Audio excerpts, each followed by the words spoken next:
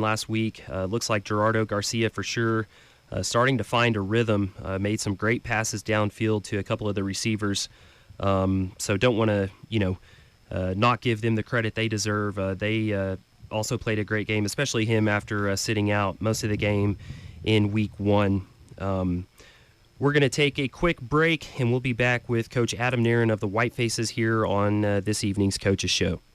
Ann writes this about Stevens 5-Star. I needed a new car and had no idea what was out there. At Stevens, I found an Acadia with the features I was interested in and the right color. Nice. Thanks, Ann. Glad you like it. For your next Chevy, Buick, or GMC, get exceptional pricing, value, and service at Stevens 5-Star or visit stevens5star.com. You get 5-star treatment every day.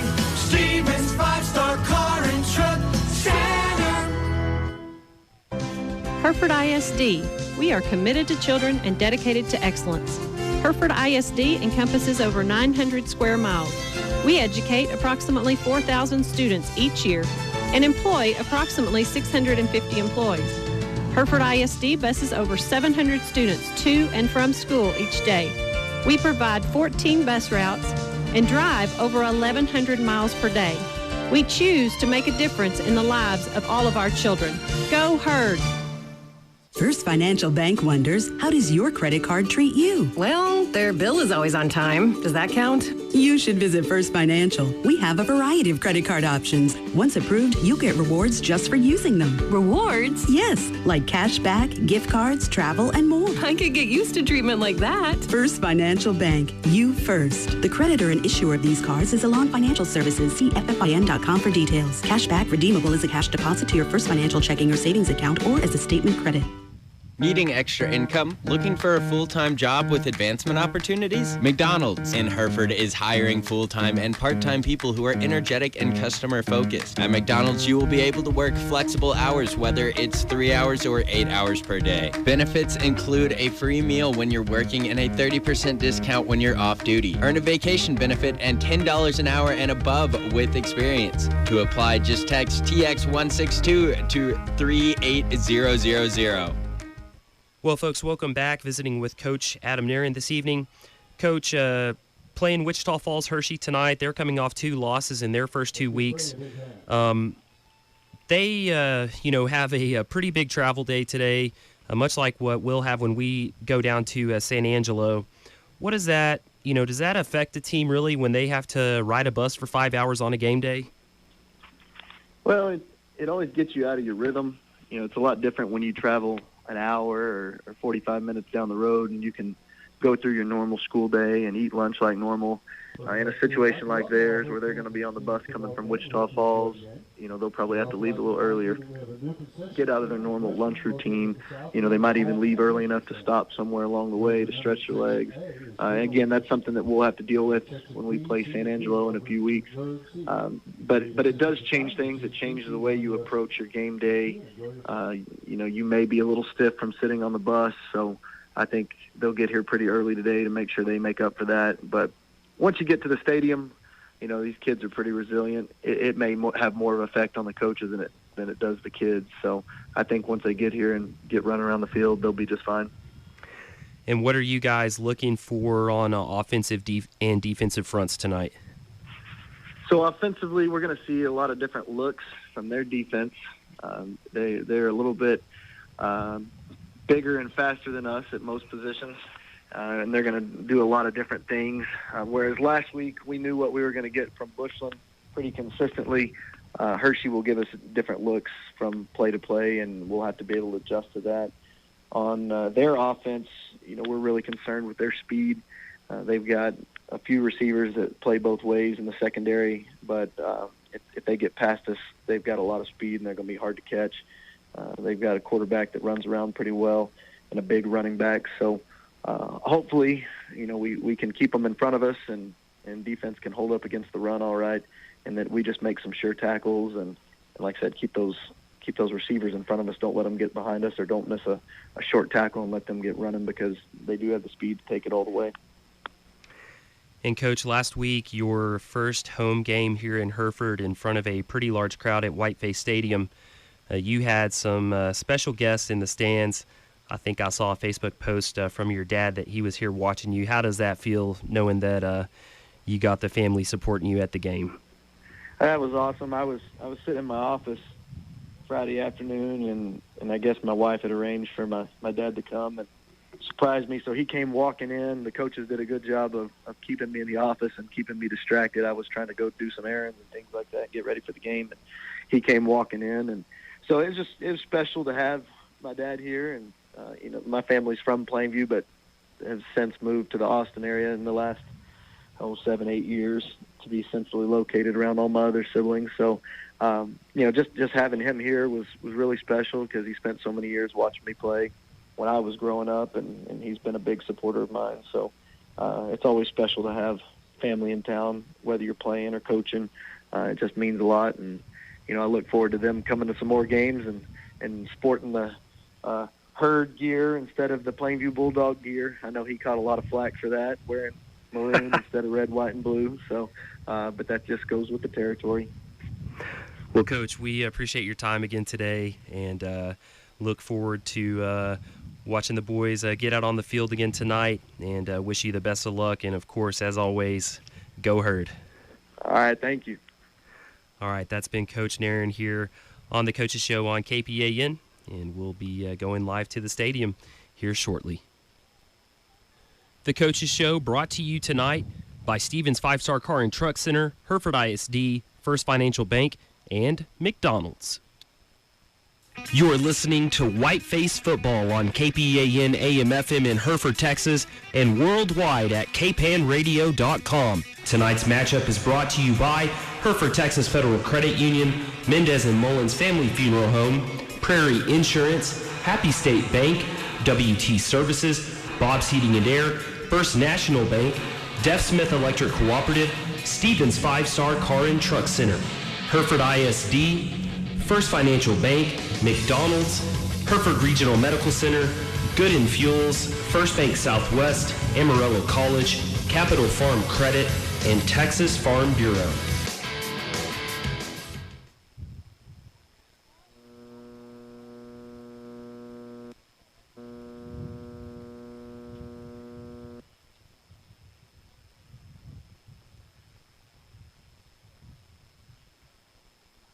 Herd athletes work tirelessly on the fundamentals of their particular sport while learning to work in a team concept. It's not much different at Hereford Texas Federal Credit Union. Our employees have a dedication to serve our members daily with the fundamentals of good business, being friendly and helping give you peace of mind in knowing that when you need banking assistance, you can get it from our knowledgeable staff. Hereford Texas Federal Credit Union, member NCUA, working as a team since 1936 with our members. Go Herd! Hello, I'm Mike Mullins. My wife, Eva, and I, of Mendez and Mullins Family Funeral Home, want to thank the Hereford community in Deaf Smith County for voting us Best Funeral Home once again. We always strive for service of excellence and are dedicated to serving the people of Deaf Smith County for many years to come. We are committed and will continue to serve those families that have placed their trust in us at a most difficult time. Mendez and Mullins Family Funeral Home, our family serving your family. You've invested in dreams and goals over the years, but have you invested to protect them? Whether it's that first home or dream home, auto, or business, Prairie Insurance might not be able to keep them from getting damaged, but they know how to help that dream get put back together at an affordable rate. Prairie Insurance Agency is just like you. They've invested in the future. Go visit them at 213 West Park Avenue. Happy State Bank wants to provide you with a little fun, a little friendship, and a lot of professional banking service. Stop by any of our 34 locations, grab a bottle of Happy Water, and let us help you with your banking needs. Hello, I'm Christina Lucio. We are committed to our communities, and we are dedicated to our customers. We're not your normal bank, and we're not your average bank. We are Happy State Bank.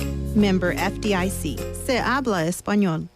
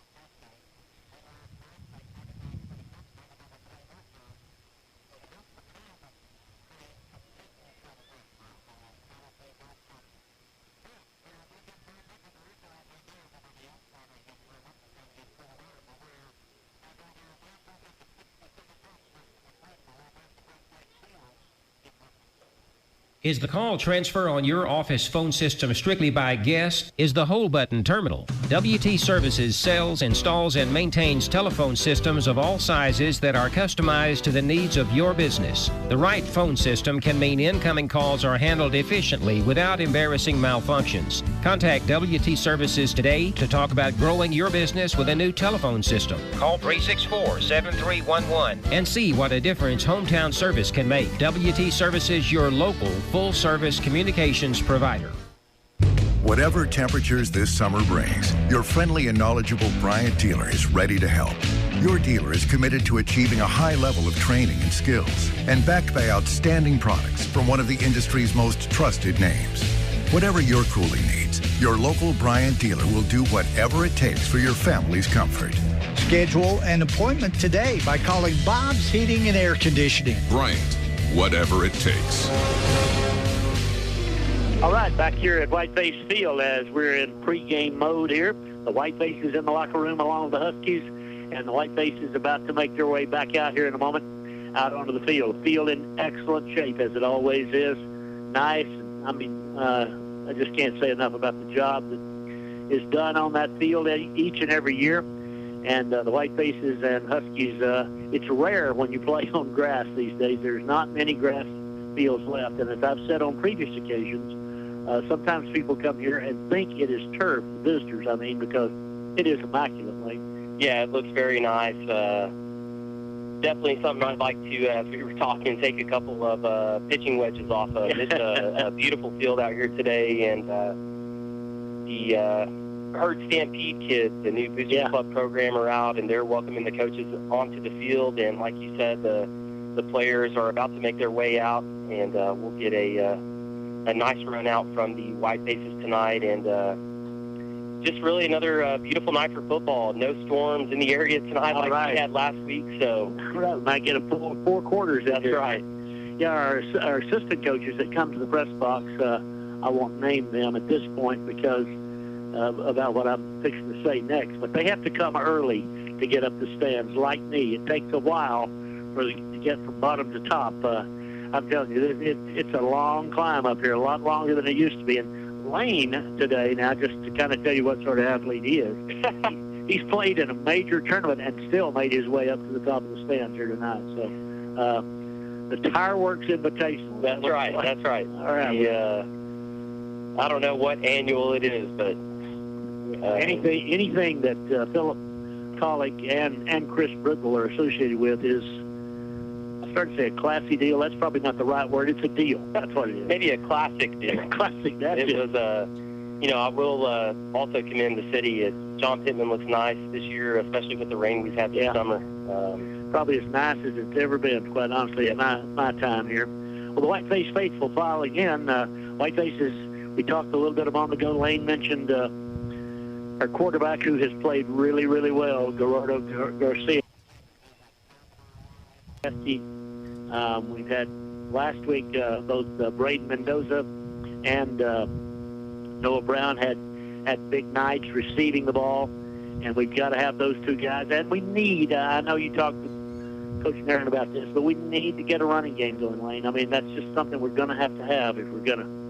Yeah, Carrillo definitely fought for every yard he got last week. We need to create some holes on the offensive side and let him be patient and find those and try to make some plays. That's going to definitely, open up our passing game tonight. And like you said, Tom, earlier, too, especially against a defense that is very big and very fast, as Coach Narron mentioned earlier today, too.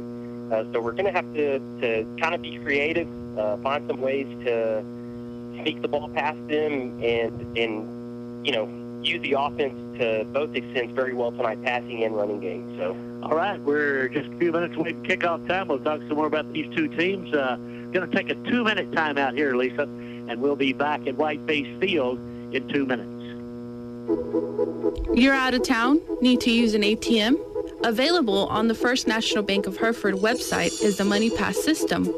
This tab will help you locate a surcharge-free ATM with over 32,000 ATMs available nationwide. As Hereford's only locally owned bank, we have you covered. We have roots where others have branches. First National Bank of Hereford and Freona Banking Center. Member FDIC and Equal Housing Lender.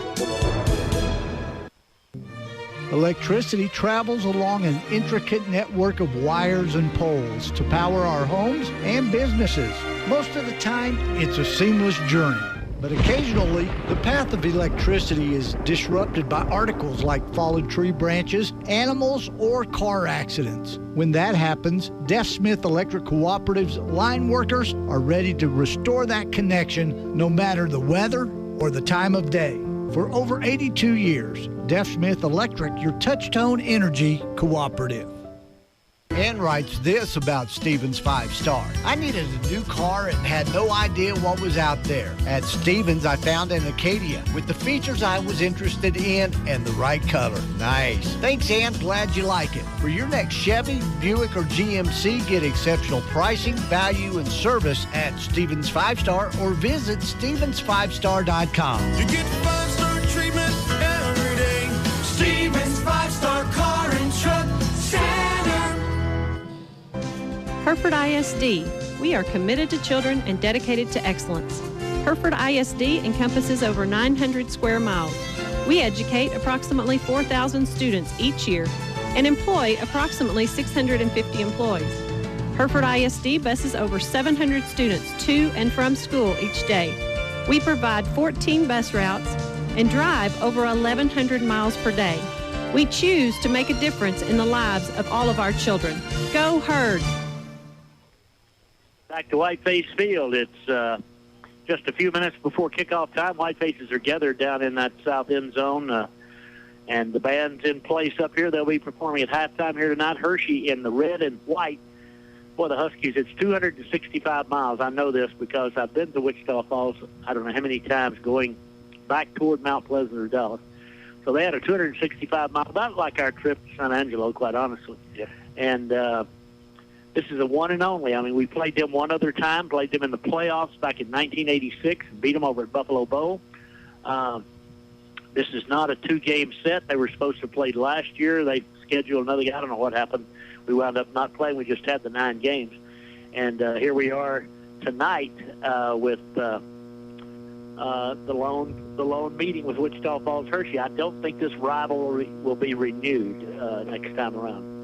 No, I think the trip is probably a little long to get things going here. So, well, the Whitefaces 2-0, as you know, have beaten Caprock 13-7 in a hard-fought game, a game where we scored twice in the first quarter and then just would not let them get in the end zone except for the one time last week.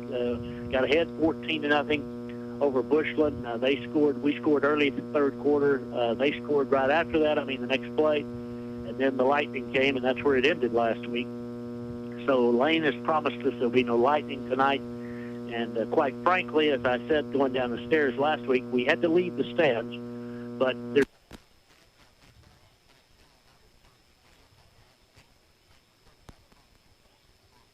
it's a long haul down, too. Well, the Whitefaces in the maroon and white pants here tonight. Talked to Coach Compton earlier today. Of course, he was the head man back when we played these guys back in 1986. And over at Buffalo Bowl, that was in the quarterfinal. We played next week in the semifinals against McKinney down in Dallas.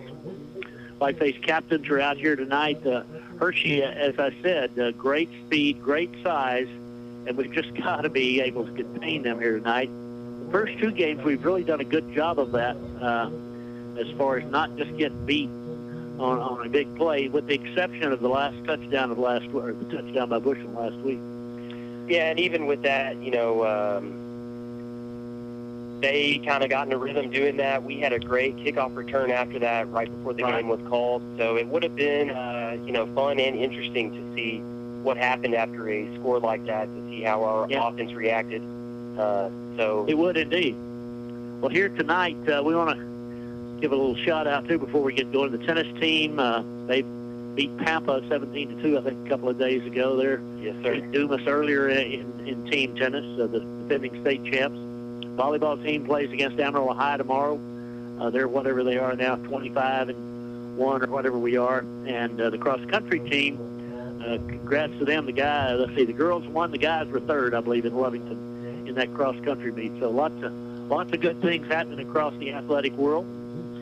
Whitefaces will be kicking from south to north. It'll have the wind, and again, the wind's south. It was last week. It shifted just before or about at halftime, but it's out of the southwest tonight, and I don't think it'll be doing much shifting. Yeah, that should stay the same. Going to be even windier tomorrow, but out of the same direction, so that won't be a real factor in the sense of confusion tonight. They'll know exactly what's going to be happening pretty much the whole game with the wind. So.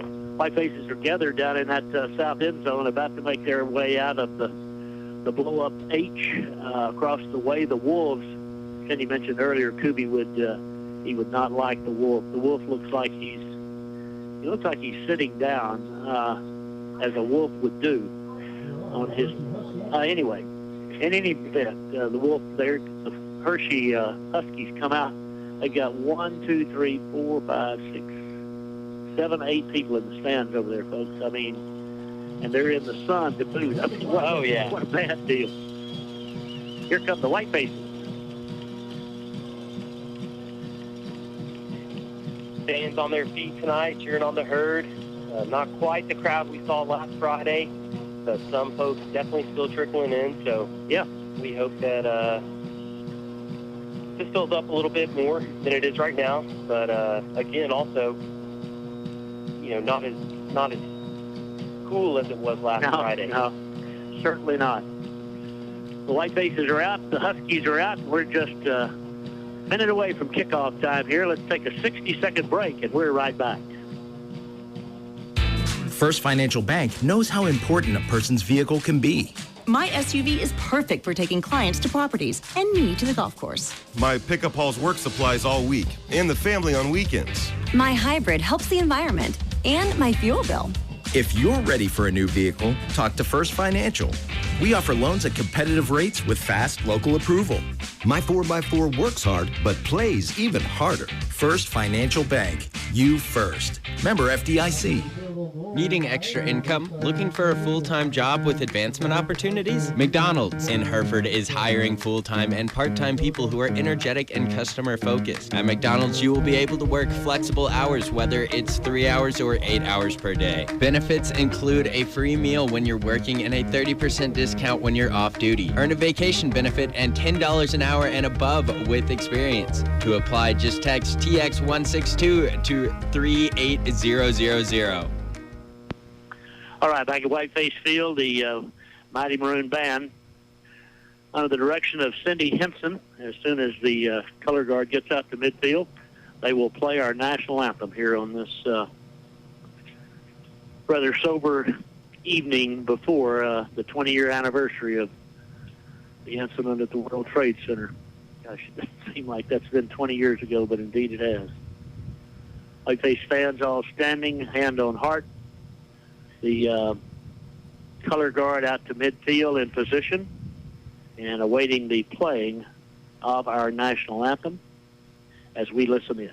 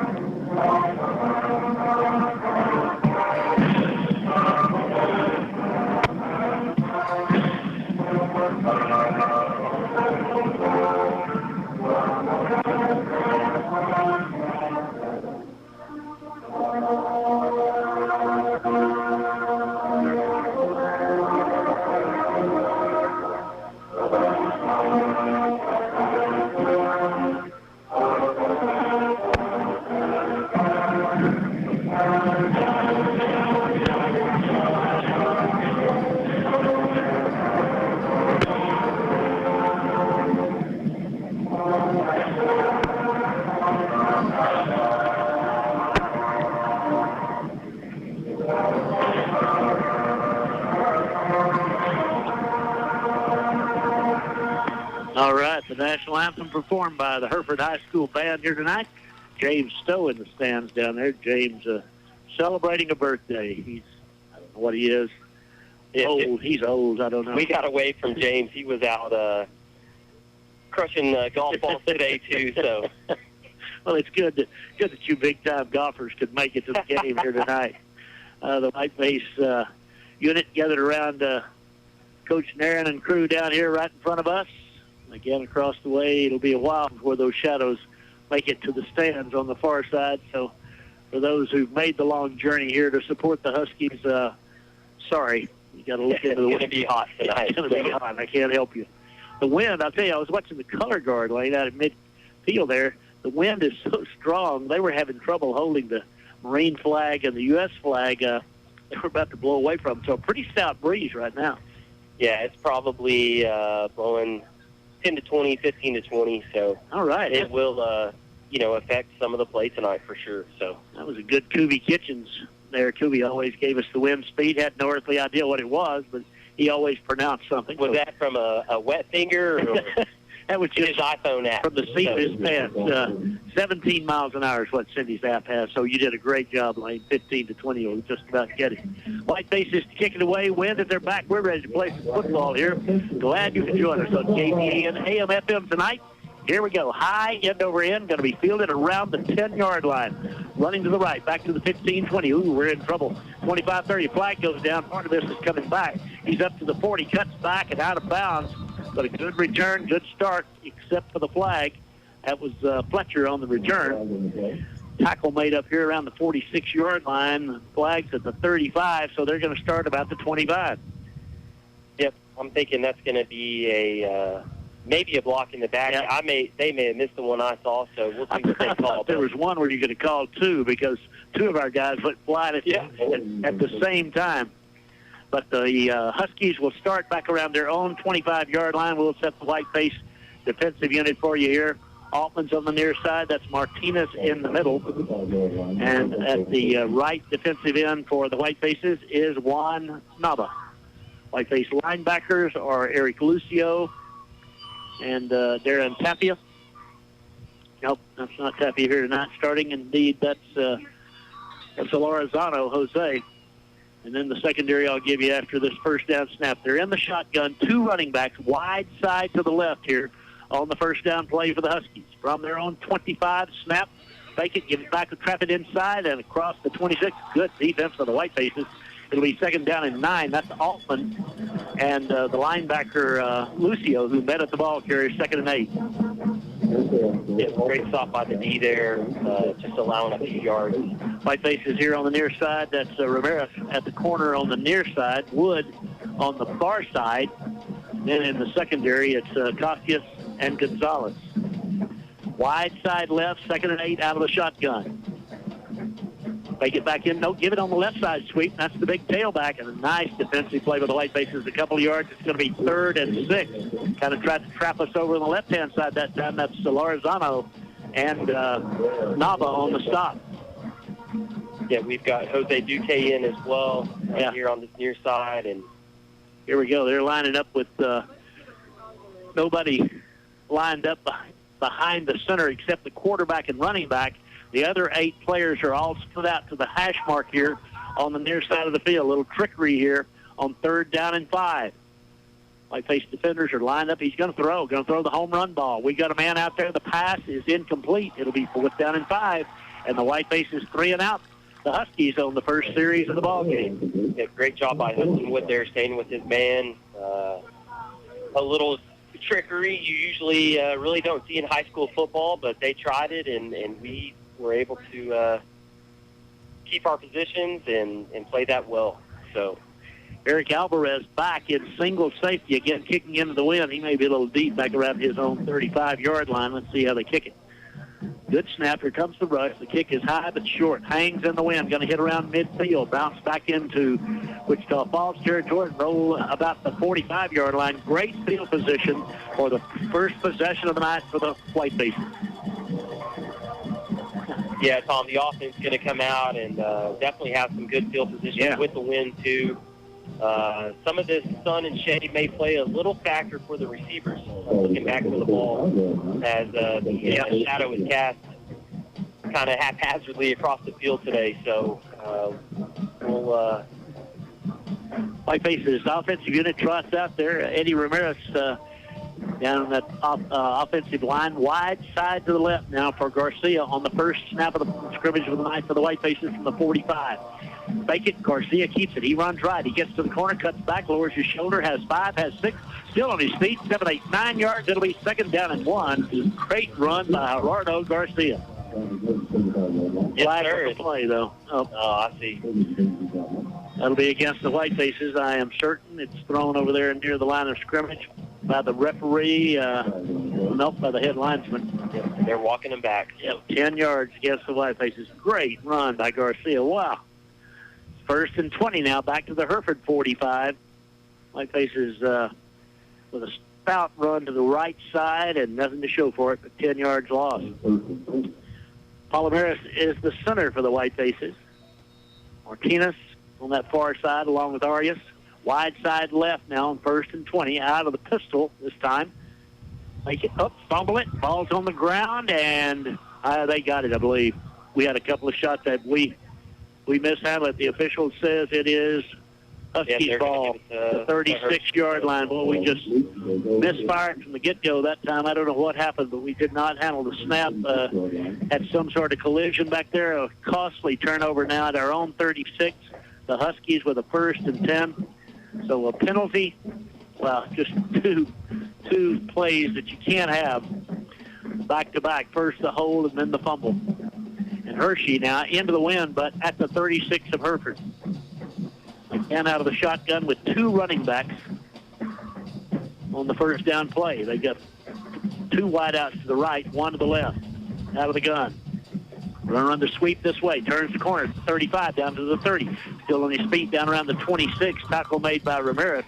But a first down run. First and 10 for, well, they've got him marked a yard short. Second and 1 from the Hereford 27. Yeah, probably a spot that went our way a little bit. Yeah, second and 1. Probably not much help here in this situation as back in the gun they go. This time gives it to the tailback running left side. No trickery here. He struggles, gets back to the line of scrimmage, and then gives ground and is tackled by Hudson Wood for a loss of 2. It is third down and 3. Great play, Hudson Wood. Great play by Wood to come off his block out there and make the play in the backfield for a little loss. So the Huskies quarterback, they alternate a couple in there. This is Causey, who's the quarterback right now. He's a junior. He's got a third down and 3 now from the Hereford 29, likely in 4-down territory. Again, going into the wind. They got 4 wideouts. He's a lefty. As he takes the snap, fumbles it. The ball's on the ground. Scramble for this one, and I think Hereford got it. Let's see. Miscommunications there, and the Whitefaces get the favor right back from Hirschi.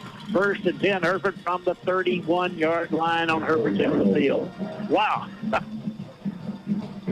Great play by the Whitefaces.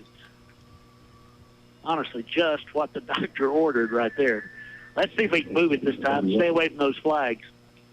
Yeah, just like last possession, Gerardo Garcia fighting for that, those 9 to 10 yards, unfortunately coming back on a holding call. But if we can keep that going and stay away from the penalties. Yep.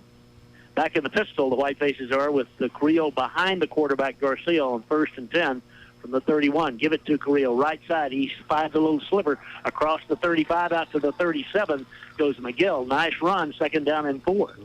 Great hard run by Carrillo there, lowering his shoulder and plowing through the middle of the line. And like you said, finding that little bit of space that there was for a 6-yard gain. So Whiteface's offensive line, Ramirez, Delosier, those guys up front doing a good job. Wide side left. Scoreless game, 8:34 left first quarter.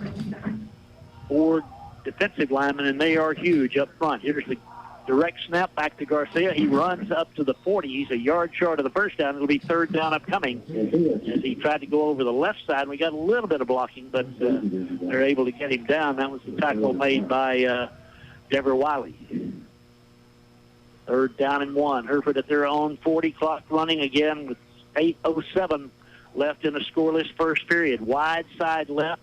Well, Hirschi's up tight, man.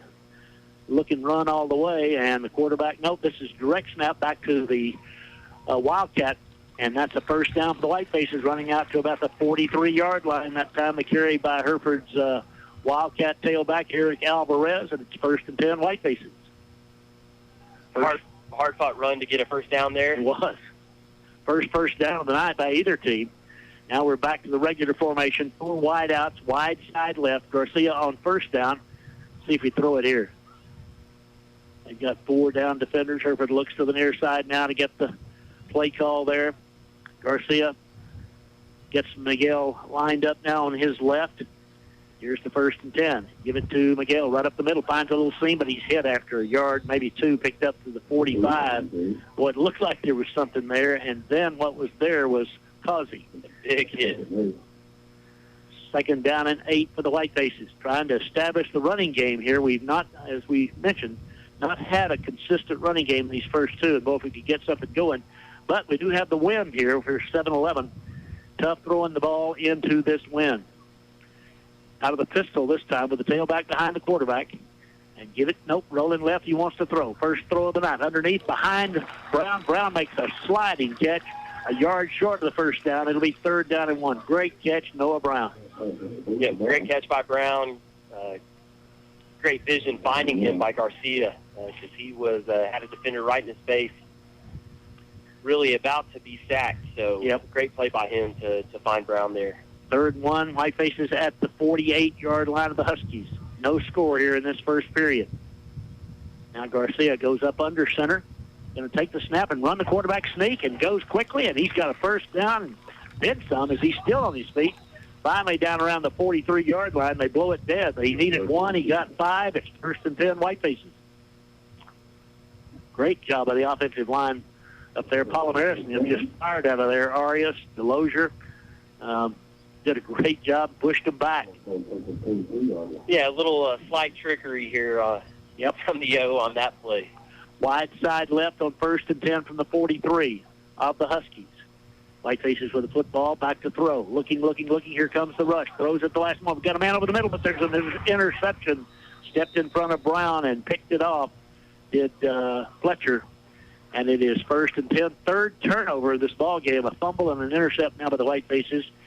And 6:04 remains in the first quarter. A fumble lost by the Huskies. That throw just a little bit off. Brown still trying to fight for that ball, but ultimately Fletcher coming down with it. And little behind Noah, and when it was, Fletcher was on that far side. On the left side is the Whitefacer, as he would look at it. So it's 1st and 10 now for the Huskies as they made a change at quarterback. They brought Mike Falls, the freshman, into the ball game now. Falls will take the snap. He's going to throw it. Out the left side, incomplete. Great coverage. That is Penalber all over the intended receiver. It'll be 2nd down and 10. Whiteface defenders, boy, up tight. Real tight on Hirschi. 2nd and 10 now. Clock stopped halfway through this scoreless first quarter here at Whiteface Field. Wind out of the south as the Huskies are heading into it in this first period. Wide side right now, McFalls comes up. Side McFalls in the backfield is their running back Peterson, who's had 4 touchdowns in the first 2 games. He's going to throw again. No, throws the slant. It is dropped. Hit him right between the 1 and the 4, but Herbert couldn't hang on. It's 3rd down and 10. Great play by the secondary so far tonight. Yeah, they were in position right there here on this near side. That's Duque and Ramirez. Now it's 3rd and 10. Again, the clock stops on the incompletion, so Hirschi not using up much clock thus far with this possession going into the win. Throwing situation here, you would think. McFalls out of the shotgun. Wide side to his right, takes it. Back to throw, looking. Got a man open underneath, hits him at the 40, 45, 50, 45 of Hereford, 40, 35, 30, 25. He could go 20, 15, 10. We had one angle on him, and he just outran us to the far corner. And just like that, a strike to Carroll, and it's Hirschi on the board first with a, what was that, Cindy, a 50, I'll have to check the distance. It doesn't matter. It's 6-0 Hirschi with a point after upcoming. Big time play by Carroll there. Yep. They ran a little crossing route, 73 yards it was, 73 yards for the touchdown, and just like that, Hershey has the lead over the Whitefaces as they go for 2 here from the 3-yard line. Quarterback, they've changed, put the lefty back in there. It's nowhere near the mark, and it's incomplete and no good on the try. 6-0 Hershey. We're back in 1 minute. In an emergency, critical healthcare issues can't wait. Neither can minor illnesses, regular healthcare appointments, nor checkups. The team at Hereford Regional Medical Center wants you to know that regular healthcare needs can be addressed in our facility, where we've taken steps and precautions to keep you safe against COVID-19. For Medicare patients, utilize our Medicare Wellness Center. Call 806-364-7512 or visit our website at dschd.org. For generations, First Bank Southwest has been there to help the working hands that have shaped this great land. Chances are we helped your father, his father, and even his father. We understand for some a handshake is a stronger bond than a piece of paper. And even though times can be tough, folks around here are tougher. And that's why we're as proud of our Panhandle roots as you are. First Bank Southwest, moving your generation in the right direction. Member FDIC, Equal Housing Lender. All right, back here at Whiteface Field, it is 6-0 Hershey. 73-yard touchdown pass, slant across the middle, and once Carroll got it, he just outran us on the far side to the end zone. They failed on the 2-point try. Here they go. They fake the onside kick, Hershey does, and now they'll go back and line up and presumably kick it away. Whitefaces really weren't anticipating an onside kick, so the fake, we may see more than a fake later. I don't know. Here we go. Hershey kicks it high, end over end, into the wind. We're going to field it at the 20-yard line, back to the 25, to the 30, to the 35. Nice run back for the Whitefaces. That's our return man, Eric Alvarez. And it's 1st and 10. Hereford down 6. We really need to respond to that touchdown right now. Yeah, we do, Tom. Another great return by Eric. He's really been doing that all season, but the offense needs to find a little rhythm here and march down the field and get in the end zone. So, from the 35 of Hereford, 1st and 10 Whitefaces, 5 minutes, 41 seconds till the quarter ends. Hereford has the win for the balance of this first half, in this quarter, that is. Garcia out of the gun. Hand off inside. Oh, my goodness, we are driven back. That time Miguel was met in the backfield. They spot him a yard back. It's 2nd and 11.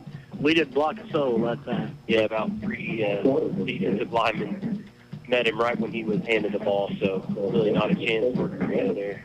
I mean, honestly, Hershey has their 0-2, and what you don't want to give them, and obviously we didn't do that on purpose, but I mean, give them hope, give them some life early, and right now you can see their defensive unit got a little spring to their step.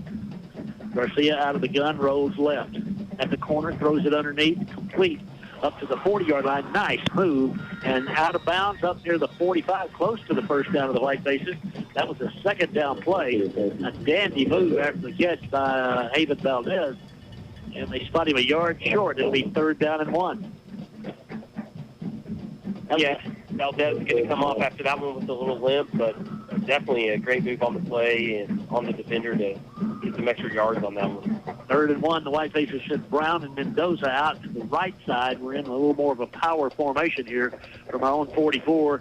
And here comes the blitz, but, well, they blew it dead. It's going to be a first down for the Whitefaces. We were about to have a free play there, try to throw deep to Mendoza, but Huskies jumped offside. And they'll move it from the 44 out to the 49 on Hereford's end of the field.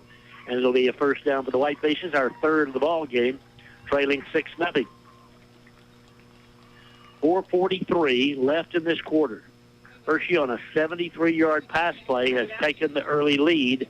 The Whitefaces trying to answer here on this possession. And again, kind of do it in chunks. We haven't tried to throw deep over the middle. They intercepted. Let's see if we go back there. They again, Hershey up really tight. Safety's about 6 yards deep, and he's by far the deepest guy on the field. Here's to get inside. Miguel slips it to the left side.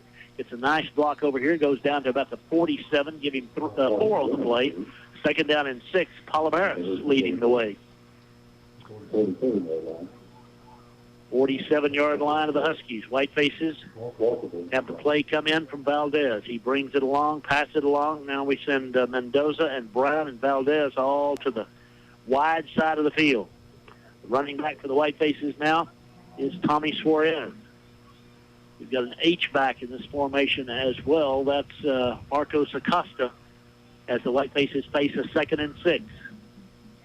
Take it inside, swing it out here to the right, complete to Brown. Brown's got room, but they catch up to him quickly, and Noah gets about 4. It's going to bring up 3rd down and 2. I thought there was more there, and it went away in a hurry.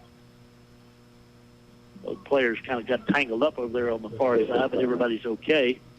The defender, Willie Thomas, made a nice tackle, 3rd down and 1 for the Whitefaces.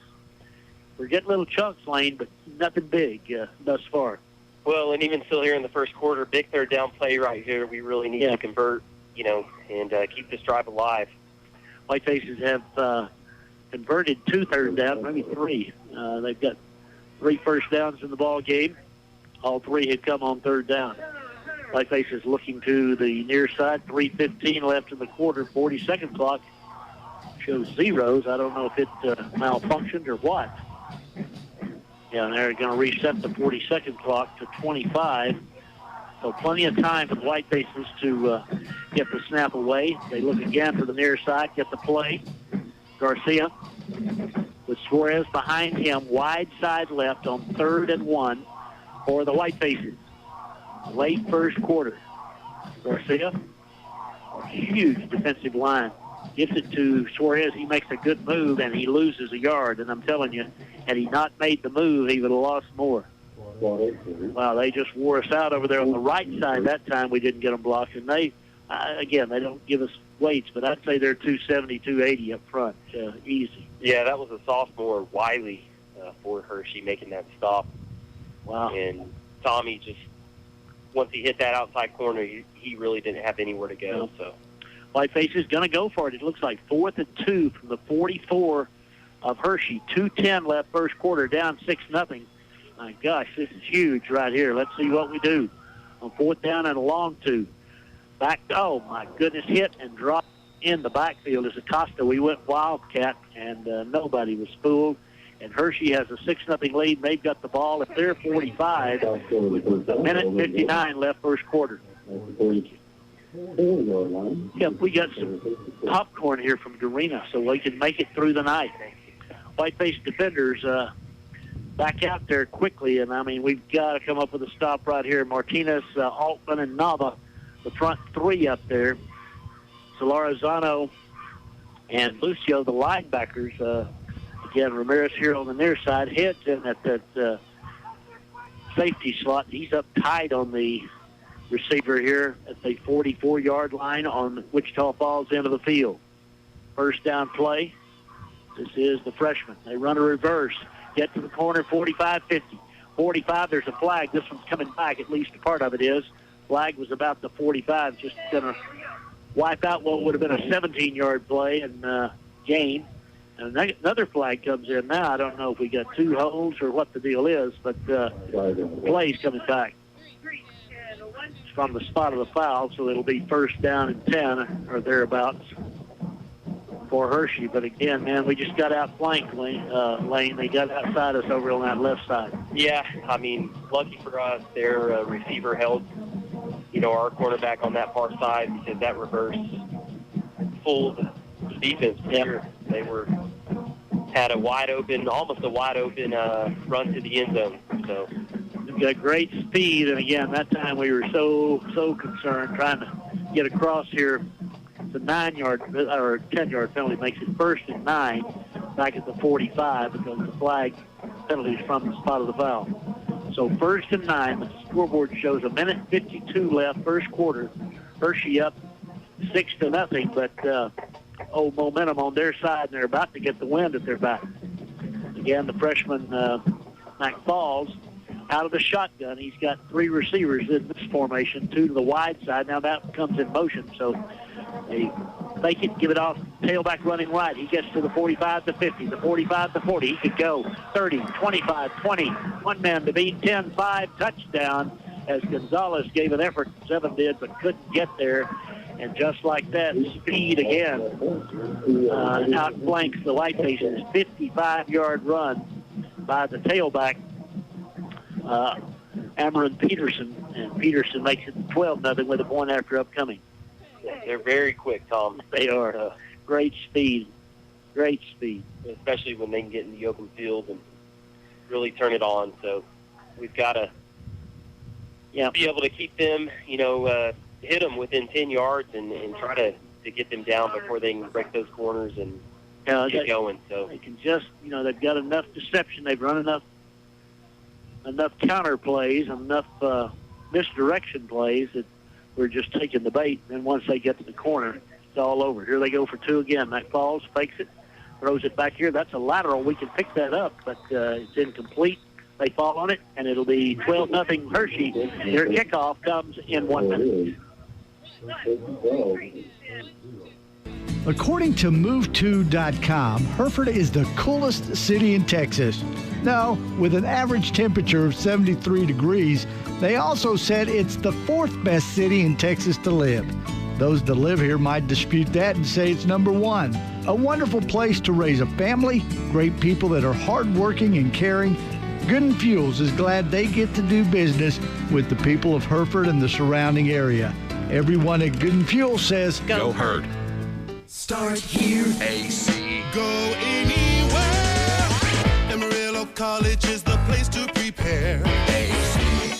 After serving my country in the military and a bout with colon cancer, I got a new start right here at Amarillo College. Great programs, great faculty. Start here, go anywhere. Trust your future to a college that cares. Start here. AC. Go anywhere. All right, we are back at Whiteface Field, and the Herd finds themselves in a 12-0 hole. A 73-yard pass play, a 55-yard run, and just like that, we're down. And again, we've had the benefit of the breeze here in this first quarter. So let's see if the Whitefaces can muster up some offense here on this third possession as Hershey kicks it away again high and it hangs in the breeze. We feel it at the 25, full head of steam, 30, out to about the 35-yard line. Nice return. That again was the Whitefaces Alvarez. But the Whitefaces had to throw on 34 with 1:37 left, down by a dozen, not a half dozen. Well, Tom, and as you said, the flags are definitely standing out, and we need to capitalize on having this wind at our back this time and try to get some points on the board before we have to flip sides here in the second quarter. Good crowd here, but sitting pretty quietly tonight as the Whitefaces have not been able to counter the speed and size thus far of Hershey. Rolling left now, Garcia. Here comes the pressure on the run. He throws it. It's intercepted. Wow, intended for Brown, and the defender that time just flat out planed out Michael Walker, and he stepped in front of Brown, made a diving interception. That's 3 first-quarter turnovers for the Whitefaces. 1:32 left in the period. Yeah, Walker saw that coming and kind of gambled, making a play on it, diving in front of it, but ultimately prevailed on his side for sure. Coach Naran visiting with the official down here on the near side. They're just so fast. They're just so fast. And, we've got to find a way if we can. I mean, sometimes they're just so fast. We'll see. 1st and 10 Hershey. Again, they've got the freshman in at quarterback, Mike Calls, the wide side to the left, and the speedy running back Peterson behind him. And Peterson's probably 170. Uh-oh, little flea flicker. They got a man wide open. They mishandle it. The flag's down. That Calls is hit. He'll lose back to the 44th man. I'll tell you, if they had not mishandled it, the intended receiver was wide open 15 yards behind. The flag will be against them as well. So the Whitefaces will take a 15-yard loss, something like that, 14 maybe. 1:26 left in the quarter. The Whitefaces decline the penalty, and it'll be second down. Second down, and they spotted at the 43, 44 on Wichita Falls, the end of the field. So second down and 22, we'll call it. Great job by the D, sticking with that one. Yeah. McFalls happened to come out for a play. He lost his helmet and kind of got banged up by the hurt. Yeah. So. He did take a lick. Causey's back in there. He's the lefty quarterback.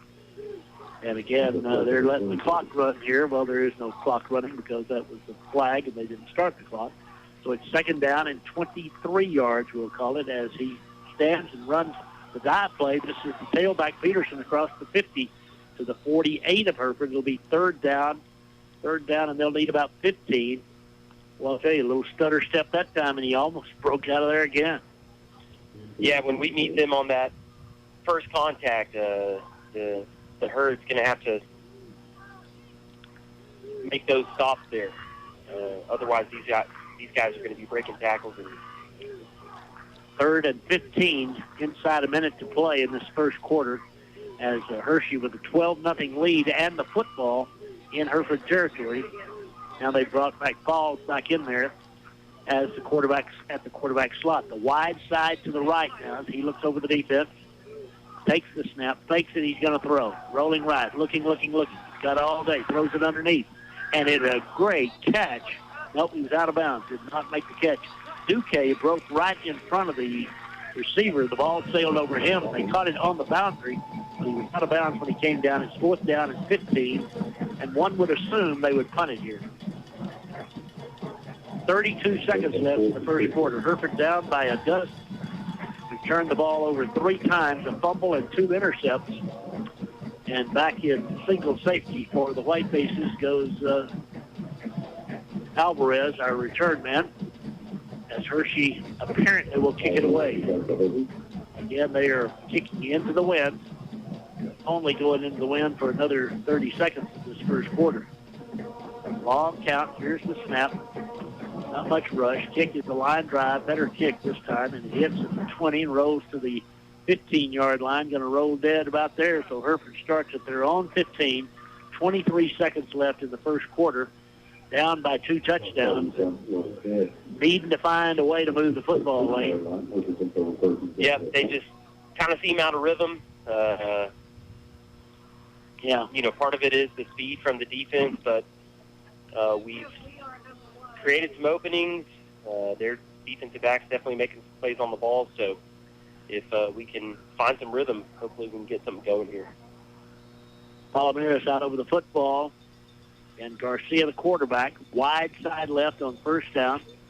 Give it off inside. Miguel lowers his shoulder, but he'll get only back to the line of scrimmage, and then he gets unceremoniously thrown to the ground there by Jackson. It'll be a loss of, a gain of a couple. That's going to be the final play of the first quarter. Hereford down 12-0. We're back at Whiteface Field in 1 minute. Well, there's nothing like the sound of a new baby calf or the smell of fresh rain on a cotton crop. My friends at Capital Farm Credit share this excitement with agricultural and livestock producers. We want to be your lending partner. Whether you require operating funds for next year's crop or need to buy hay for your cattle, we have a loan that's right for you. Let us finance your operation. CapitalFarmCredit.com. Dev Smith Oldham County Farm Bureau has been insuring not only farms and ranches, but giving peace of mind to city folks for as long as they've been in business. And that's more than 55 years. Tractors to cars with competitive multi-car discounts. Texas Farm Bureau knows a thing or two about tradition, a way of life, and a 24/7 job. For the land you love and the legacy you're building, let Dev Smith Oldham County Farm Bureau, 1306 West Park Avenue in Hereford, protect yours. All right, back to Whiteface Field. Hereford on the short end of a 12-0 score right here as we begin the second 12 minutes of the ball game. Hereford now going into the breeze, starts at their own 17-yard line. And let's see if we can find a solution to these big defenders. We're in the white and red of Wichita Falls Hershey. This time we come out with running back to the left. Garcia takes the snap. We trap it back inside. Miguel gets a couple out to about the 19 maybe. Going to bring up third down and 7. Yeah, Tom, every yard's going to be hard fought for tonight from the Herd for sure. We just can't. Scott that time made the tackle again. We don't have their weights, but I'm telling you, the two tackles up front are in the 260, 270 range. One of the linebackers is probably 190. I mean, they are good size. They sub in now at the linebacker post as Hereford with a 3rd down and 7. If you don't get this here, we got a punt into the wind, down 12-0. Let's see what Garcia can do as he takes the snap, rolls left, wants to throw. At the corner, he's got time, fires it out there, and again, over the back, the defender comes over the top of the intended receiver, and it's incomplete. Noah just tried to hit him on the far side, a little hook route. Nothing to it. So now Braden Mendoza has to punt into the wind. And again, maybe not quite as stout, but it's as good. It's 15 miles an hour, I'll bet you. Deep in our own territory, yeah. Too. It makes it tough. So. And they've got a return man standing on Hereford's side of the field at the 45, anticipating. I mean, honestly, if Braden can hit this 30 yards, that'll be a good punt. He hits it high, it hangs in the wind. It's not going to go 30 yards. They signal fair catch and make fair catch at the 39 of Hereford. Dangerous play, really, there by the Huskies, but turned out to be a good play because he fielded the ball to 38 cleanly, and it's 1st and 10 now. Huskies, Whiteface defenders out there yet again. Martinez, the nose tackle for the Whitefaces. Altman on one side of him, Nava on the other. Whitefaces now have in the corner here Alvarez playing at the rover position. Wood on this corner, and Head and Gonzalez in the safety positions. 1st and 10 for the Huskies from the Hereford 38. Just underway in the second quarter, Hereford down by a dozen. The snap, the fake, misdirection, handoff, Peterson to the 35 to 30. Slips a tackle down around the 27, brought down by Zevin Gonzalez, but another 1st down. Again, the misdirection, and we had nobody home. Offensive tackle on the near side, Royalty, he's got to go 300 plus. Center's got to be around the 280 mark. I'm telling you, they are big guys. Yeah, Peterson's kind of what you expect when you hear of a big-time running back. Yeah, he is. I would agree. Big and fast. He's a good 180, maybe more, and he's just a junior. 1st and 10 for them. 10:52 clock running, first quarter. Taking a lot of time. Huskies are leading 12-0. 1st and 10 from the Hereford 27. We could use a turnover right here. Got 2 running backs, wide side right. The freshman quarterback takes the snap. Going to throw. Throws long over the right side. Got a man there. Fighting for the ball. Intercept. Nope. Almost picked up. Great play back there in the secondary by the Whitefaces. Gavin Urbanczyk. Much bigger receiver than he, but he broke it up. It's 2nd down and 10. Yeah, Gavin almost coming up with the pick there. Yeah. Made great interception last Friday night against Bushland.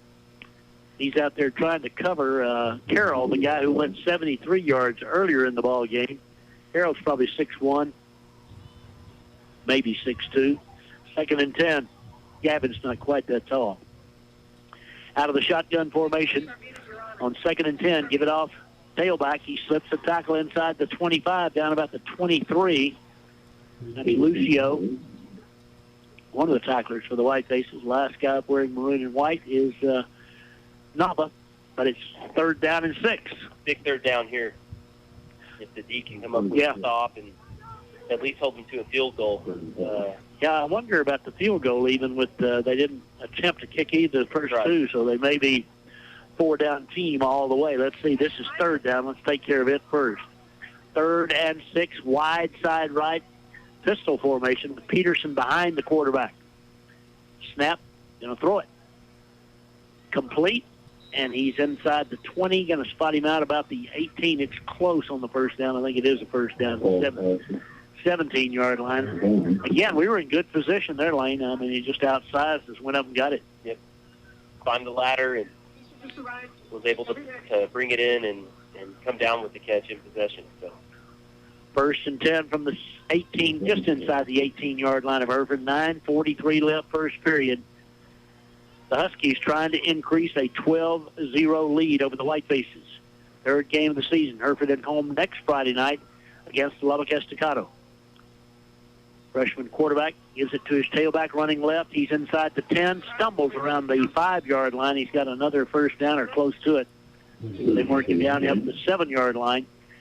So another big gainer, and if it's not a first down, it's second down in the foot. I thought it was a first down, and yep. Well, they've got him a foot short, so, I mean, that really doesn't do us any favor here. 9:20 left in the period. Just kind of gives them a couple of extra downs down here on the goal line. Second down and 1 foot, we'll call it. 9:11 left. Line of scrimmage just about the 7 of Hereford. Tailback, nope, going to throw the slant pass right there and incomplete. Good coverage by Gavin. Carroll was the man intended. But I'm telling you, he hit him right in the chest.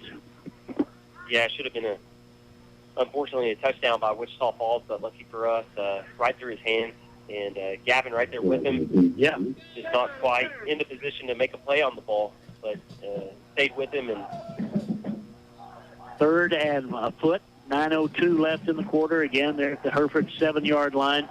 Look for Peterson to get it here. He's lined up behind the quarterback once again. They've been running left. This time they run right. He lowers his shoulder. He drives to the 5. We do a good job of pushing him back, but he's got a first down with room to spare.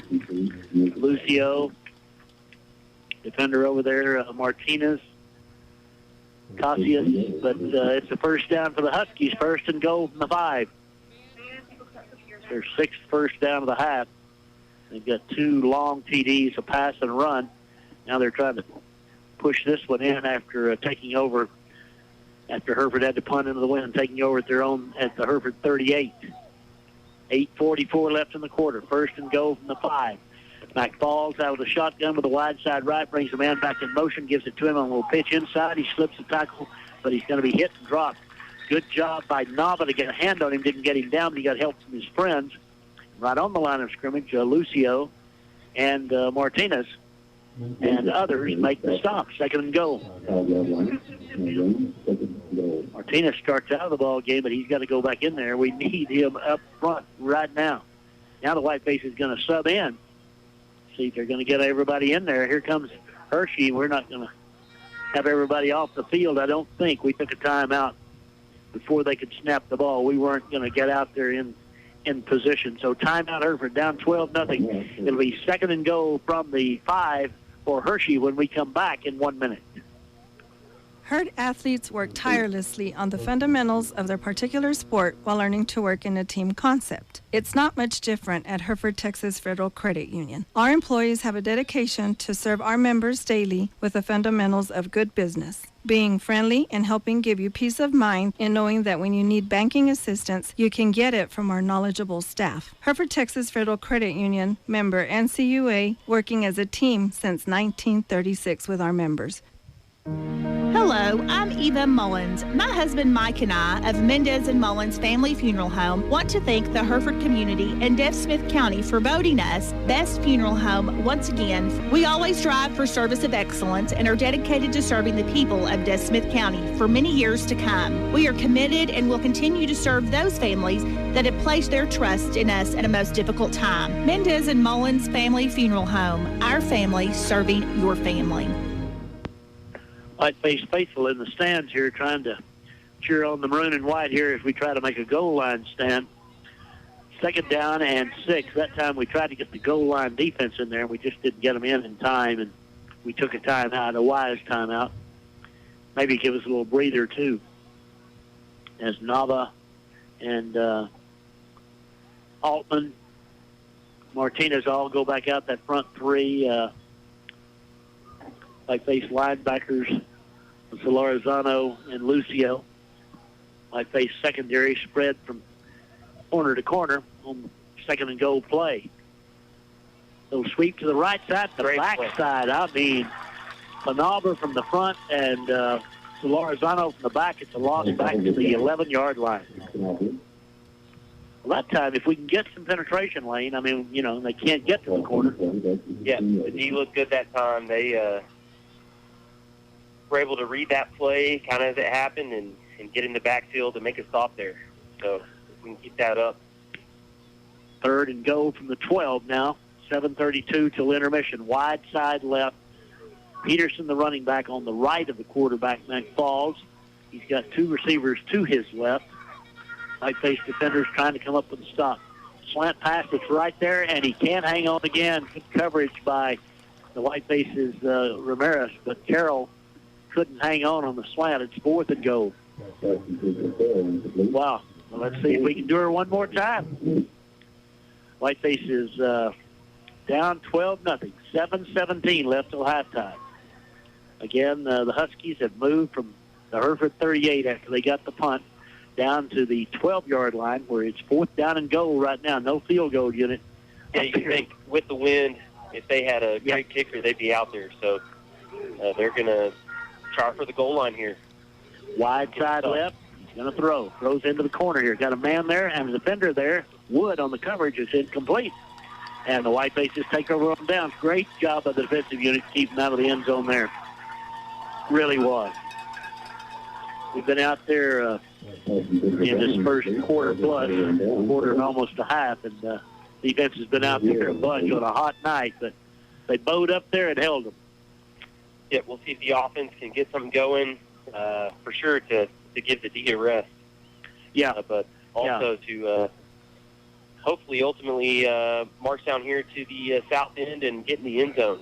Shade is cast over the field now, and things at least should be starting to cool off a little bit for the players. So 1st and 10 from the 12-yard line. Garcia out of the shotgun. Takes it. Runs a little counter back inside to Suarez. He makes one man miss, but Tommy gets only back to the line of scrimmage, and the official goes down. The umpire got hit and knocked to the ground. I mean, he did a full barrel roll out there as he got caught up in all the trash in the middle, if you will. 2nd down and 9. He's okay, I think. They're still talking to him. It's the umpire. It's a dangerous place to be out there in the midst, and these are some big guys. If you get hit, it's not a little tap on the shoulder. 2nd down, 9, Hereford. 6:52 till the intermission. Garcia looks over to the sideline to get the play call there. Again, Suarez is the running back. 2 receivers out here to the right. Hereford going into the breeze. Again, trying to use all that 40-second clock into the wind that we can. Garcia now calls him down, looks right, takes the snap, back to throw, got pressured. He's in trouble down near the goal line. He's going to be sacked down around the 1-yard line. Wow, 2-yard line. It's going to be 3rd down, a country mile at the 2-yard line on Hereford's end of the field. Kind of a bobble snap there for Garcia. He was able to hang on to it, but once he regathered himself, they were pretty much right in his face, so not much for him to do there. No, here, I mean, you've been picked off twice, and you're going into the wind, and they know you're going to throw, and yet they get a 4-man rush that just collapses on you. And now what do you call if you're coaching there? And 6 minutes left in the period, you're at your own 2-yard line, facing a 3rd down and 18. We have 3 first downs, I believe, in the ball game, and they came on our first couple of possessions. Yeah, we're going to call a timeout here and talk it over. 5:49 till the half. Timeout Hereford down 12-0. We're back in 1 minute. You've invested in dreams and goals over the years, but have you invested to protect them? Whether it's that first home or dream home, auto, or business, Prairie Insurance might not be able to keep them from getting damaged, but they know how to help that dream get put back together at an affordable rate. Prairie Insurance Agency is just like you. They've invested in the future. Go visit them at 213 West Park Avenue. Real, reliable, and genuine hometown banking. That's Happy State Bank. Real community friends, reliable hometown neighbors, a genuine home-owned bank. Hello, I'm Joshua Lucio. We are committed to our communities, and we are committed to our customers. You'll receive a warm welcome at any of our 34 locations in 25 communities. Real, reliable, genuine. Happy State Bank. Member FDIC, se habla español. Whiteface is in their own end zone now. 3rd down and 20 for a first down. Garcia takes the snap and back to throw. He's at the back of the end zone, and he throws incomplete. I thought he might have stepped out of the backside, honestly, before he threw the football, but the official just ruled incomplete pass. You wouldn't do this, Lane, but honestly, taking a safety there getting a punt from the 20-yard line as opposed to kicking out of the end zone, they're going to get the ref threw a beanbag and then picked it up. So I don't know what that was about. But yeah, in any event, they're going to get the ball probably inside the 30. Yeah, kicking into the wind here. Mendoza essentially on the back line here. Yeah. The snap's got to be perfect for him, and he's got to get a kickoff quick to make this work. So here's the snap. They really don't rush him. It's a nice kick, really booms it to the 40, but back the other way they come, 35-30. 25, a flag down. Part of this one's coming back. If they're going to call a block in the back here and bring this back. So that time, good break for the Herd. It was. Keishan Jackson fielded. It was a good punt, honestly. Probably about a 37 or 8-yard punt into the wind, but it was low because it was into the wind. And Keishan Jackson returned it. There was a block in the back around the 29-yard line, so they'll still start at the Hereford 39-yard line, leading 12-0 with 5:34 left in the first half. So the Whiteface defensive unit back out there again. I'm telling you, those guys, it is.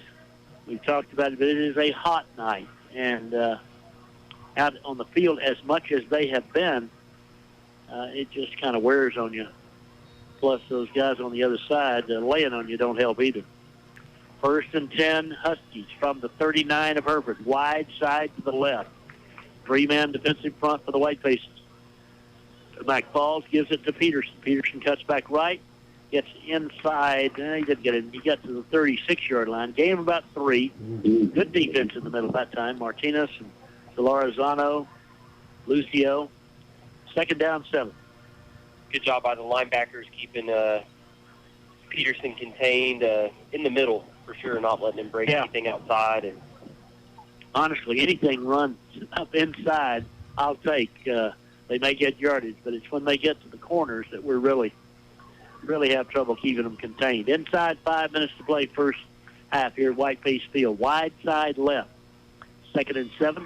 McFalls gives it. Nope, fakes it. He's going to keep it. Rolls right. He wants to run. He makes the man miss, but then he can't get rid of Malber as Marsh brings him down after a gain of about 3. It's going to bring up 3rd down and 3 for the Huskies from the Hereford 33. Great play by Morris there. It really was. Holding on if he wouldn't have afraid that McFalls could have been gone for a big game for sure. Yeah, but Alber holding on there and bringing him down, bringing up a 3rd down here for the Wichita Falls team, and another big 3rd down for the defense of the Whitefaces here. 4:17 left first half. 3rd down and 3 from the Hereford 33, just inside the 33. Throws a pass complete out here to the left side, inside the 30, down to 25 out of bounds there. That's Ramirez who makes the stop. It's 1st down and then some as the pass that time. Just a little hitch pass to Benefield. That's 1st and 10 Huskies. That's their 7th first down of this first half. Ball's spotted actually at the 24-yard line of Hereford. 1st and 10 now for Hirschi. They're telling us, the broadcaster next door, they're going to combine the 3 schools into 2 schools, is the plan at least. Here's the give up the middle to Peterson. Good defense inside that time. That's Duque. Gain of a couple, maybe 3. 2nd down and 7. 3:56 and counting, 12-0 Hirschi. They've got the ball at the Hereford 22-yard line. Need to gain just inside the 15 for the 1st down. Again, Hirschi's taking a lot of time between plays with the benefit of the breeze. Nothing like we saw last week from Richland. No. Sure. No, not in overdrive. Mike Falls now out of the shotgun with a wide side right. Peterson's on his right. 2nd down, and we'll call it 2nd and 8. Mike Falls going to have to hurry to get the snap off. He does. Now we got I think timeout called by Hirschi before he could snap it. So timeout on the field. 3:18 till half. 12-0 Hirschi. We're back in 1 minute. Computer running slow? Your PC may be contaminated with a virus that has dragged down its performance and could even damage important work. Pip up your computer's performance by having the technicians at WT Services check it over. WT Services offers repair, maintenance, and virus zapping services. Cure that chronic computer virus. Call their computer division today, 364-3331. WT Services, your local full-service communications company in Hereford. Whatever temperatures this summer brings, your friendly and knowledgeable Bryant dealer is ready to help. Your dealer is committed to achieving a high level of training and skills and backed by outstanding products from one of the industry's most trusted names. Whatever your cooling needs, your local Bryant dealer will do whatever it takes for your family's comfort. Schedule an appointment today by calling Bob's Heating and Air Conditioning. Bryant, whatever it takes. All right, Tom and Lane and Cindy back with you. 3:18 till halftime. Second down and 8 for Hershey. They lead 12-0. They've limited the Whitefaces to 37 yards of offense here in this first half. 3 first downs. And since really the first series, the Whitefaces, or second series, Whitefaces have been pretty well stymied. McFall's going to throw. Slant pass, it's overthrown and off the fingertips. Good coverage by Ramirez. Ball was up there, good coverage, I beg your pardon, by Gonzalez. And it is 3rd down and 8. Yep, still seeing great play by the defensive backs tonight, even though they're pretty much outsized and definitely outpaced. These guys are so fast on this. They really are. They've got great speed. They really do. 3rd down and 8. Going to throw it again here, I would suspect. McFall's out of the shotgun. Wide side of the right. He's got 3 receivers over that way now. On a lot of slants here in the early going. He's back to throw. He's in trouble. He's hit and dropped. That is Knauber and Duque who met at the quarterback. Duque made the tackle, but Bloss is back to the 30, and it is 4th down now. 4th down and 15. Big-time play by Duque and Knauber there. Those two guys are both, they're not very big, but they're both quick, and they will strike you. Yep. Got back in the backfield right away and able to bring down McFall there for a big-time sack on 3rd down. 4th and 15, 2:44 left in the half. Hereford down 12-0. Let's see if they can hold again here. The Huskies are at the 29-yard line of Hereford, need to gain the 15. Out of the shotgun, McFalls. 3-man rush, he's back to throw. Looking. He's got all day. He throws long over the middle. It is nowhere near anybody, and Hereford takes over on down. Great job, Whiteface defense. Wichita Falls coaches, I don't know what they're upset about, but they ought to be upset with the guy throwing the football. He was about 6 yards ahead, above everybody there. But the Whitefaces twice now, down 12-0. Lane, we made 2 great defensive stands. Yep. 2 times that the defensive unit has come up on 4th down and kept them out of the end zone. This last possession kept them from getting a first here, and with just over 2 minutes left in the half, we'll see if the offense can march down and get some points on the board for the Whitefaces going into halftime. You bet. Whitefaces bring it to the line of scrimmage on 1st down from the 29-yard line, give it up the middle. I mean, not fooled at all, or the Huskies. It'll be 2nd down and 10 as Miguel had no place to go. 2nd and 10, clock running, 2:08. Timeouts. Both teams have 2 timeouts remaining here in the first half. Hereford down 12-0 in the Whitefaces. We need to get a first down here, not to give them another shot before halftime. And at 55 left, wide side to the left. Garcia. They've got 4 down defenders. They bring a 5th. He gets to the corner. He throws on the run. It's complete to Brown. He makes 1-man miss, but here comes the cavalry. Noah got out to the 35. It's going to bring up a 3rd down and 4 for the Whitefaces. So a little breathing room there, and the clock ticking away. Surprised that Hershey hadn't used the timeout here. Oh, they just did. Okay, 1:30 left till halftime. Timeout Hershey. We're back in 30 seconds. First Financial Bank wonders, how does your credit card treat you? Well, their bill is always on time. Does that count? You should visit First Financial. We have a variety of credit card options. Once approved, you'll get rewards just for using them. Rewards? Yes, like cash back, gift cards, travel, and more. I could get used to treatment like that. First Financial Bank. You first. The creditor and issuer of these cards is Elan Financial Services. See ffin.com for details. Cash back redeemable as a cash deposit to your First Financial checking or savings account or as a statement credit. All right, back at Whiteface Field. 3rd down and 5, Hereford. 1:30 left in this first half. Hereford down by a dozen. Get up the 5 yards here, maybe a chance to, get some points on the board, but we've got to get this first down right here, or Hirschi's going to get the ball back with probably something like a minute 15 or something left in the half. Yeah, we'll have to punt into the wind, too. So let's see what we do. Wide side right now, Garcia looks over the defense, sends the man in motion, throws it out here to Suarez. He makes the catch. Here comes the cavalry. They've got him, and he's hit, and he gets to the 40. He gets the first down. Great play by Thomas Suarez. He made the first down. Not a swing pass, really, a little hitch pass back in the backfield. And the Whitefaces get their 4th first down in the half and send the clock running now with 1:20 left in the half. Hirschi with 1 timeout left. Hereford at their own 40. Again in the wind. Garcia rolls to his right. He's in trouble. He's hit, dropped back at the 30. Loss of 10. Clock running now, and the Whiteface is probably going to let it run out. Garcia is hurt. He did not get up at the end of that play.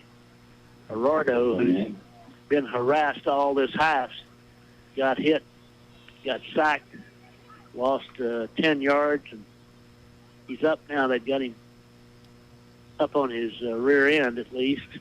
Sarah attends to him out there. Hopefully nothing serious, but she's looking at his leg, I would think. Yeah, he looks to be. Looks like he's in some pain. Yeah, he does. He sure does, Lane. Minute left in the first half. It's going to be 2nd down and 20. The good news is, if there is any good after that play, the good news is that with just 1 timeout left, they can stop the clock after this play. Garcia gets up. He's hobbling to the near side of his left, I would guess, ankle, his left leg, something about it. He comes out of the ball game, and the Whitefaces will send, I think Carlos Duran will go in at the quarterback. Yep, Carlos goes in the quarterback position. Well, the silver lining is Garcia did get off on his own power. Yeah.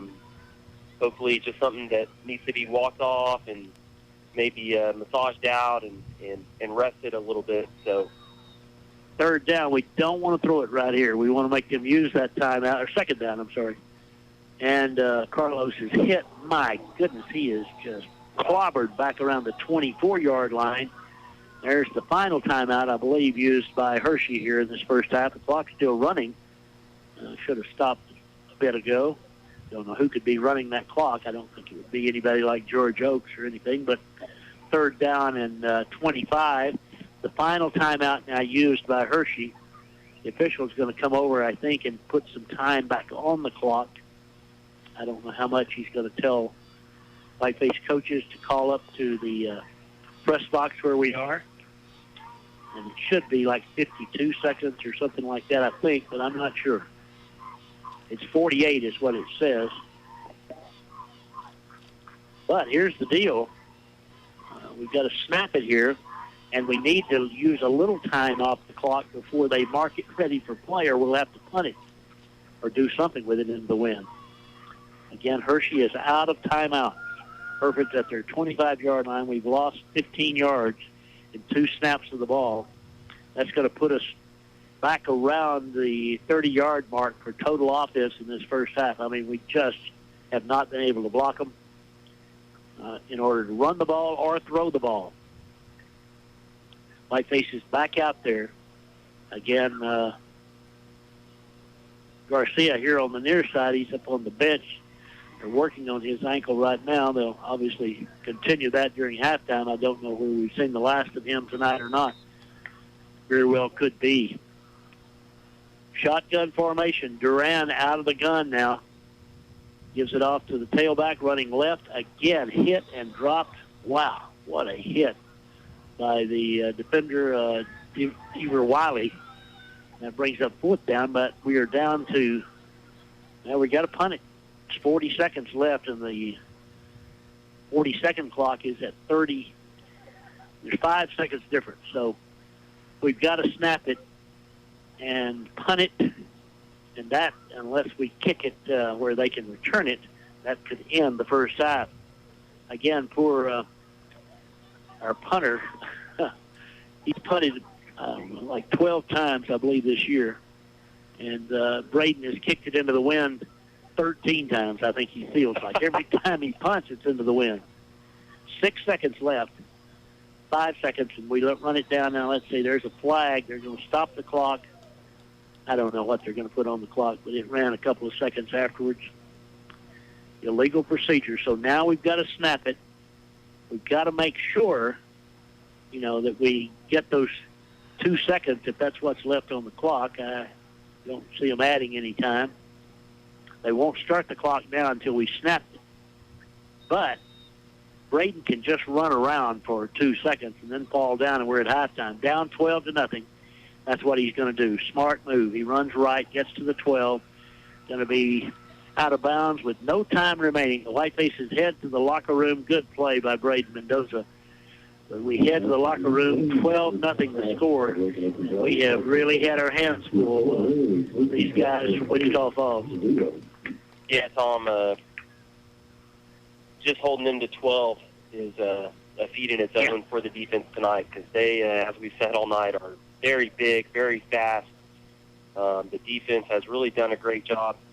Offense, too, their defense to the same degree is just as big and fast. So hopefully we can talk it over at half and find some changes that need to be made and get some points on the board.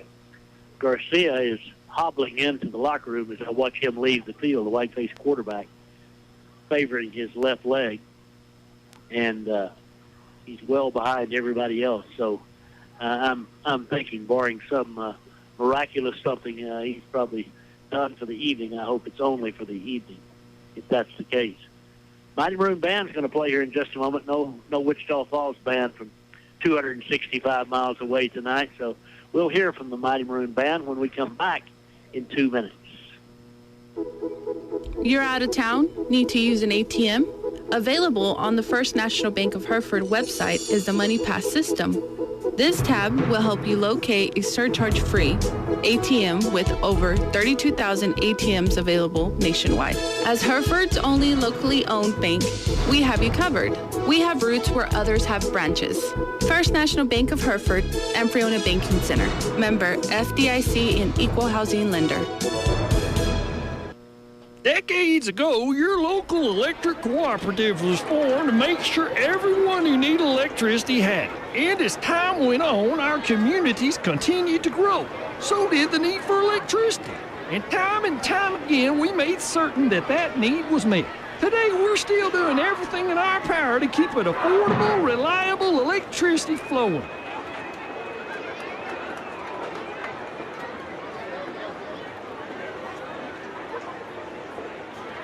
Ladies and gentlemen, please welcome to the field the award-winning Mighty Maroon Marching Band.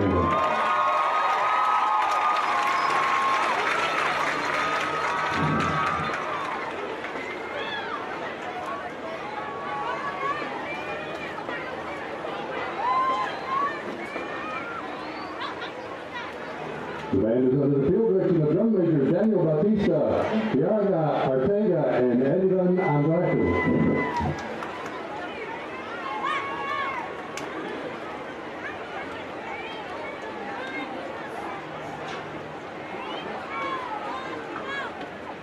Tonight the band will perform first and second movement of their 2021 contest show, which is entitled Portraits of Russia, featuring music from Russian composers Dmitry Shostakovich, Igor Stravinsky, and Pavel Shostakov, arranged by Eric Rath.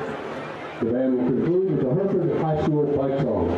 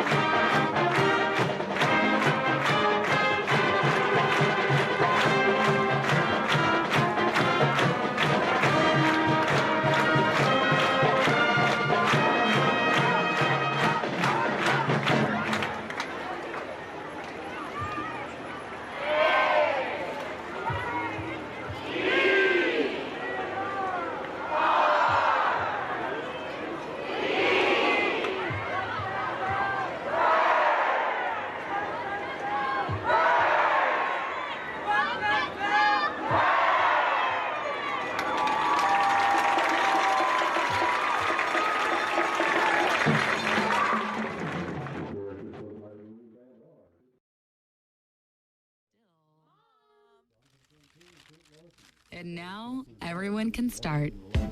Enjoy a 40-piece Chicken McNuggets bundle with 2 large orders of fries. Price and participation may vary. Ba-da-ba-ba-ba. McDonald's, I'm loving it. In an emergency, critical healthcare issues can't wait. Neither can minor illnesses, regular healthcare appointments, nor checkups. The team at Hereford Regional Medical Center wants you to know that regular healthcare needs can be addressed in our facility, where we've taken steps and precautions to keep you safe against COVID-19. Call our clinic at 806-364-7512 or visit our website at dschd.org. For generations, First Bank Southwest has been there to help the working hands that have shaped this great land. Chances are we helped your father, his father, and even his father. We understand for some a handshake is a stronger bond than a piece of paper. And even though times can be tough, folks around here are tougher. And that's why we're as proud of our Panhandle roots as you are. First Bank Southwest, moving your generation in the right direction. Member FDIC, Equal Housing Lender. According to MoveTo.com, Hereford is the coolest city in Texas. No, with an average temperature of 73 degrees, they also said it's the 4th best city in Texas to live. Those that live here might dispute that and say it's number 1. A wonderful place to raise a family, great people that are hardworking and caring. Good & Fuels is glad they get to do business with the people of Hereford and the surrounding area. Everyone at Good & Fuel says, Go Herb. Welcome back to Whiteface Field. It's halftime, in case you just joined us, and Whitefaces trail 12-0 in the first half stats. I'll run down those here in a minute, and we'll visit with the Superintendent, Sherry Blankenship, in just a moment. Hereford had 4 first downs, Hershey 7. 78 yards rushing for Hereford, none for the Whitefaces, 0. 33 yards passing for Hereford, 101 for Hershey, so 179-33, the total offense. And we were 5 out of 8 throwing, but they picked off 2 of those 8, and we lost a fumble. So 3 turnovers, 1 turnover for Hershey. Hershey scored on a 73-yard pass play, a 56-yard run, and then the Whiteface defenders, we've all played hard, but they've really played tough here. 95 yards rushing for Peterson, as he leads in that category, and then a 73-yard touchdown pass from McFalls to Carroll, the first score, actually, for Hershey. Fans milling about here as Sherry joins us. And before we talk about anything else at the school, Sherry, I'll let you tell a little bit. There was an accident today that everyone's safe, but you might just explain what happened. Yes, sir. I can't talk a lot about it. I could just let you know that there was a 2-vehicle accident near the intersection of County Road 12 and Progressive Road. It did include a school bus in that. There were no kids on the bus, and there was a driver of the bus, obviously. So we had the driver of the bus and the driver of the other vehicle were transported to Hereford Regional Medical with non-life-threatening injuries. And, wow. You know, if you're a person of faith, I just ask that you say a prayer for those families that are involved, both families. And you know, we're just so thankful, Tom, that it was non-life-threatening. The bus is totaled, and so we'll be working through all of that. But it's, again, I just can't ask enough of our community to be sure and say a prayer for those families. Sure. Well, and grateful, too, that there was, the children had already departed the bus, and there were no school children on the bus right when the accident happened. Absolutely. You know, that's probably the thing we were so thankful for, and I know the driver was super thankful for that. That was, the one thing that she immediately commented on and stated was there were no kids on the bus, and she was so thankful and grateful for that as well. So, you know, just a huge shout-out to our staff, Tom. When we have a situation like this, I can't say enough good things about how our staff just steps up. You know, Brian Hedrick would typically be the one out on that call, and so I took that call knowing that he was busy over here at the football field. And along with that, Don Delozier, our Executive Director of Operations, I reached out to him and said, hey, we need you to just be on call. And, you know, everybody just steps up. Adriana Wolf was gone today. She's actually at an event with her husband, and she was immediately on call with me, taking care of insurance and workman's comp, and just everybody, you know, was so willing to help out. You know, our chief officers reached out and said, hey, do you need anything? And so many people were just texting and calling and saying, what can I do to help? And that's just the small town community, and people in our community step up in a mighty way in things like this. And I want to give a big shout out to, our sheriff's department and our fire department and our ambulance, our EMTs, all of those folks and even the Texas Department of Public Safety. Mr. Perez, he was phenomenal to work with and just, so genuine and so caring and concerned for our individuals and staff members and ensuring that the children, if they had been on the bus, were safe. But again, there were no children on the bus. No children on the bus. Just so we're clear on this, if you're listening, there's no children on the bus, and both drivers of the vehicles were transported to the hospital, but with non-life threatening. So they were both in, I'm not a doctor, but they were in good shape. Absolutely. Non-life threatening. Again, I'm like you, Tom. I'm not going to say they're 100% okay. Yeah. They're not, or they wouldn't have been transported. But they transport in those incidences for a reason, and I respect those decisions, and absolutely glad those people are there to make those decisions. So let's talk a little bit happier. No, let's change the subject a minute. That's good. Well, you just take off on me here. Man, it was so fun Tuesday night. So I got to go to the volleyball game at Lubbock Cooper, and wow, I missed the first match, but I walked in and we were down the first match 22-25, and watched them come back in the second match 25-16, the third match 25-11, the fourth match was 23-25. We lost that one. But then we came back in the fifth match and won at 17-15. And I'm going to tell you, that was an exciting night, Tom. It was so fun. Oh, my gosh, it was so exciting. There's lots of great sports, but some lend themselves to excitement. And in a gymnasium with something like that going on, absolutely. And great volleyball being played, too. It's not like the Sisters of the Poor playing each other here. No, not at all. This is big-time stuff. So. It was so fun. It was just fun to watch the girls and the competition. I mean, there was some good competition there, and it was great to watch the girls interact and be able to be active in that way. Our tennis team last night, I didn't get the opportunity to go. I was at a board meeting, but Jared went over there and watched Lene, obviously. But our tennis team won last night against Tampa, won 17-2. Again, so proud of them. They're doing a great job this year. Our cross-country team did a great job as well this week. They came home with honors from the Lovington, New Mexico cross-country meet, and so that was fantastic. We were super impressed with them. I think the girls won that meet, and the boys were third, if I remember. Yes, something like that. I believe that's correct. Yes, sir. Great things for all of them, and certainly we're proud. I mean, the Whitefaces effort here tonight. It's not that we haven't played just as hard as we did the first two games. We're playing. The bunch on the other side is bigger and faster at the moment. Now, maybe we can do some things at halftime to correct that, but it's not from lack of effort. No, it's not. And they are a little bit bigger school, and they Hershey is from down around where I grew up. Yep. So I grew up in Electra, Texas, and so Hershey's just right down the road in Wichita Falls, and they are not a team to just blow off. So they've got some talent, and they're doing a great job, and we're appreciative that they were willing to come and play.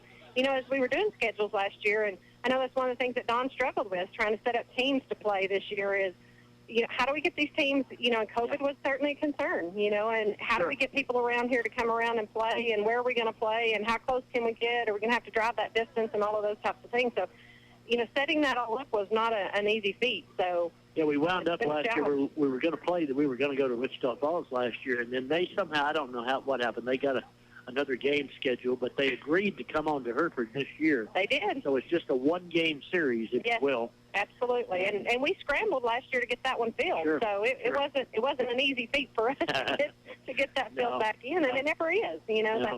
I would agree. Certainly challenging the band tonight. Man, they look great. I just encourage everybody to continue to come out and got another great crowd tonight too. Support them. Absolutely, we do. We do have a great crowd. And Tom, I'm going to talk about another not favorite subject. So I want to let the listeners know that we are aware of the football ticket issue. We are working through the football ticket issue, and so we are very cognizant of that. We are working through it. We're having some trouble right now with our scanners and the connectivity with the internet. So we'll continue to work through that. We do ask that the fans just continue to stay patient. We've had some struggles with Ticket Spicket, and we're certainly working on that as well so that we can sell those tickets and make sure that everything's appropriate. It's my understanding that today they actually did get the map up on that website, and so now you can actually see which tickets you're purchasing and where that's coming from and where you'd be sitting in the stand. So that is certainly helpful, but we are working through that. We're also aware, thank you to those people that have made us aware of the numbers not being on the seats or at the back of the seats, and we will be working on that throughout this next week. So I think there's some confusion, though, Tom, with that. You know, we did put money in the bond for the field house and for the concession and the restrooms. There was no money allotted in that bond project for the actual stadium. And so I just want to make that clear because I think there's been some confusion of, you know, well, we passed this and we did that. But if you remember, several of our voters really struggled with the idea that we would be doing any work to the actual physical stadium. So there was no money allotted for that, but that is no excuse, and we will continue to work through making improvements in terms of seat numbers and things like that. There are certainly things that we can do with that, and we're going to work through that. So we just ask our community to continue to come out and support us. When there are errors, we want to acknowledge those. We're going to be very transparent about that and not try to rake them under the rug. We always know there's room for improvement and growth, and so we'll continue to do that for not only our athletes and our students and our staff, but also for our community. All right. Well, thanks, Sherry. Next time, maybe we'll have even some better things. Absolutely, absolutely. But, you know, Tom, that's been the nice thing about being able to talk on the radio is I want our community to know that we're going to share the great things that are going on, but we're also going to share the not-so-great things when it's needed to. And so we are really making an effort to be transparent about what's going on in the school district, and we want to continue that. If you have a problem or a concern with the school district, don't ever hesitate to reach out to me. My phone number is just about everywhere you can possibly look. Our district phone number is available. Our email is available. But I just want all of our listeners to know that we are here and we want to hear any concerns that you may have and how we can improve and make improvements for HISD. That's great. That's a good way to do business up front. Absolutely. And go Herd. Go Herd. Thank you, Ms. Blankenship, the superintendent of schools for the Hereford ISD. Whiteface is down 12-0 at the half. We're just a couple of minutes away from the start of the second half. We'll take a 60-second timeout and be right back. Start here. AC. Go anywhere. Amarillo College is the place to prepare. AC. I wanted to be a nurse for years. Amarillo College helped me get there. I had a job lined up even before I graduated. With my degree from AC, I can go anywhere and do anything. Trust your future to a college that cares. Start here. AC. Go anywhere. Oh, there's nothing like the sound of a new baby calf or the smell of fresh rain on a cotton crop. My friends at Capital Farm Credit share this excitement with agricultural and livestock producers. We want to be your lending partner. Whether you require operating funds for next year's crop or need to buy hay for your cattle, we have a loan that's right for you. Let us finance your operation. CapitalFarmCredit.com. All right, back here at Whiteface Field, it is 12-0 Hershey. And again, thanks for joining us. And even Julie in New Orleans is listening again tonight. We appreciate it, Jewel. Jewel's been helping, as have countless other people, but raising money and providing food and other things, fans and the like to folks down in the New Orleans area, still obviously very much in the throes of recovering from Hurricane Ida. And, you know, like all events, they occur and a few days pass and we decide that deal's over with and okay, and we go into the next thing. And that's obviously not the way it is with any kind of natural disasters like that. They go on for a long time for those affected. And so for those folks down in especially Grand Isle and those areas out there, they had just total devastation. And I'm glad to say that Julie and Griff and countless others have been helping. Jill Robinson, I know, who lives there in the 9th Ward, has been doing more than her part to try to help provide food and water. I mean, it's the little things, folks. You know, box fan in New Orleans may not sound like much to you unless you don't have any fan, and that sounds like a pretty good idea then. Well, Tom, and, you know, for a lot of people up here, you hear about hurricanes, you see things, you know, on TV, and you can definitely get a feel of the devastation that especially the people in Louisiana have experienced. But being in one is a very different story. Yeah. You know, can be very scary, heavy rainfall, tornadoes, the whole deal. When I moved to Houston we got the pleasure of experiencing Harvey, and that was 52 inches of rain in about 3 days. And, you know, again, we were very lucky, kept power the whole time. Nothing like what some of these people are experiencing in Louisiana with down transformers and things that could take weeks to, you know, fully restore. So, yeah, and even if you're even if you do aren't in the most serious of areas, it's still, I think, it's very frightening. It's very unnerving, I'd say, for people. And absolutely, you know, Julie and Brett have lived down there for 25 years. Scott in Houston, he hasn't suffered through as many, but they've had a ton since they've been down there. And Julie's left, I think, twice for Katrina and one other. They stayed for this one. She didn't ask her dad's advice, and she wouldn't have taken it had she asked, but they stayed. And I understand the staying too. I mean, you got things there, and when they're over with, then somebody's got to look after those things. Well, and you know, for us, when I lived there, especially with Harvey, much like Ida happened, really within 24 hours, it basically went from a tropical storm / Category 1 to the biggest storm on record. And so you almost, you know, don't have time. And exactly like you're saying, the other part to that is, as you may have heard from New Orleans, if you would have gotten on the freeway, you could have been stuck. I mean, you know, Scott, I forgot the one before Harvey, but he left and went to Fort Worth on it, and they had to, whatever the term is, I forget, where you flip the roads and they can all go one way. It took a little over 24 hours for him to get to Fort Worth by that time. Wow. You know, just so, yeah, there's a lot going on. But for all those folks, our thoughts and prayers, absolutely, in any way that a person can help, money-wise or prayer-wise or otherwise, I know it's greatly appreciated. Whiteface is back out here. I'm trying to look and see. I could not see if Gerardo came back out. He's here suited up. Is he okay? Still limping a little bit, but has his pads on, helmet on. So. Yeah, he's here on the near side. I see him now. Hopefully, we don't know anything about his condition, but hopefully he's just he's limping enough. As I watch him walk around here, he's not going back on the field tonight. Is my educated guess of that. The Whitefaces down 12-0, and we've just hung on for dear life. And we've got to get something going offensively here if we're going to stay with these guys. We're going to get the second half kickoff. They're going to have the benefit of the wind. The wind's not as stout as it was at the game's outset, but it is still, I'd say, good 10, 15 miles an hour, right? Will definitely play a factor. Yep. So they'll kick for the first time from the far hash mark. First time that they will have kicked with the wind. Both their scores came in the breeze. And Jewel Fletcher is their kicker. Yeah, Fletcher playing both sides of the ball. He's a hard player for sure. They got this little fake where they all run up like they're going to onside kick the ball, then they don't. But some of these times they do, so you got to be alert. Let's see what Fletcher does with it as he hits the second half kickoff. And it's going to be fielded, fumbled back around the 5-yard line, over in trouble back to the 10. Here come the Huskies out to the 15, and about that point, that's all she wrote. Yeah, and there's a flag down there about the 5, so this one's probably going to get pushed back a little bit. Well, Whiteface is starting off deep. That was Suarez on the return.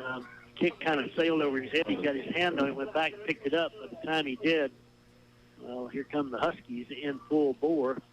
And it is a penalty against Hereford, back half the distance to the goal.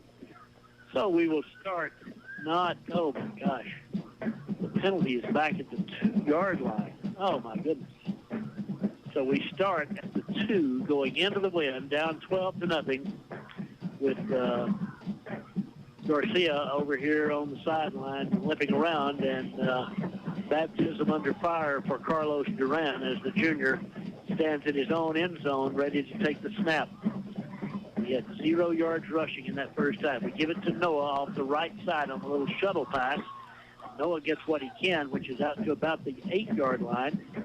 Gain of about 3. We actually started 4. Second down, gain of 4. Second down, 6. And Tom, Garcia actually is in the game. Oh, is he? Duran is here warming up on the sideline. All right, so well, good. Looks like they're going to give him a shot. All right, Gerardo out there very, very muchly favoring that left ankle. I thought when I saw him on the sideline, he probably wasn't going back in, but indeed he's there.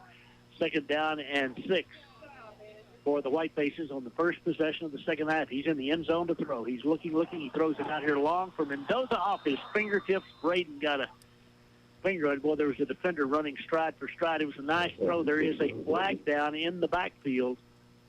That generally doesn't bode well for the offense, but let's see what we got. Flag's back around the 2 or 3 yard line. That's where Garcia was throwing from. Let's see, maybe. Can't tell from the officials yet. No indication.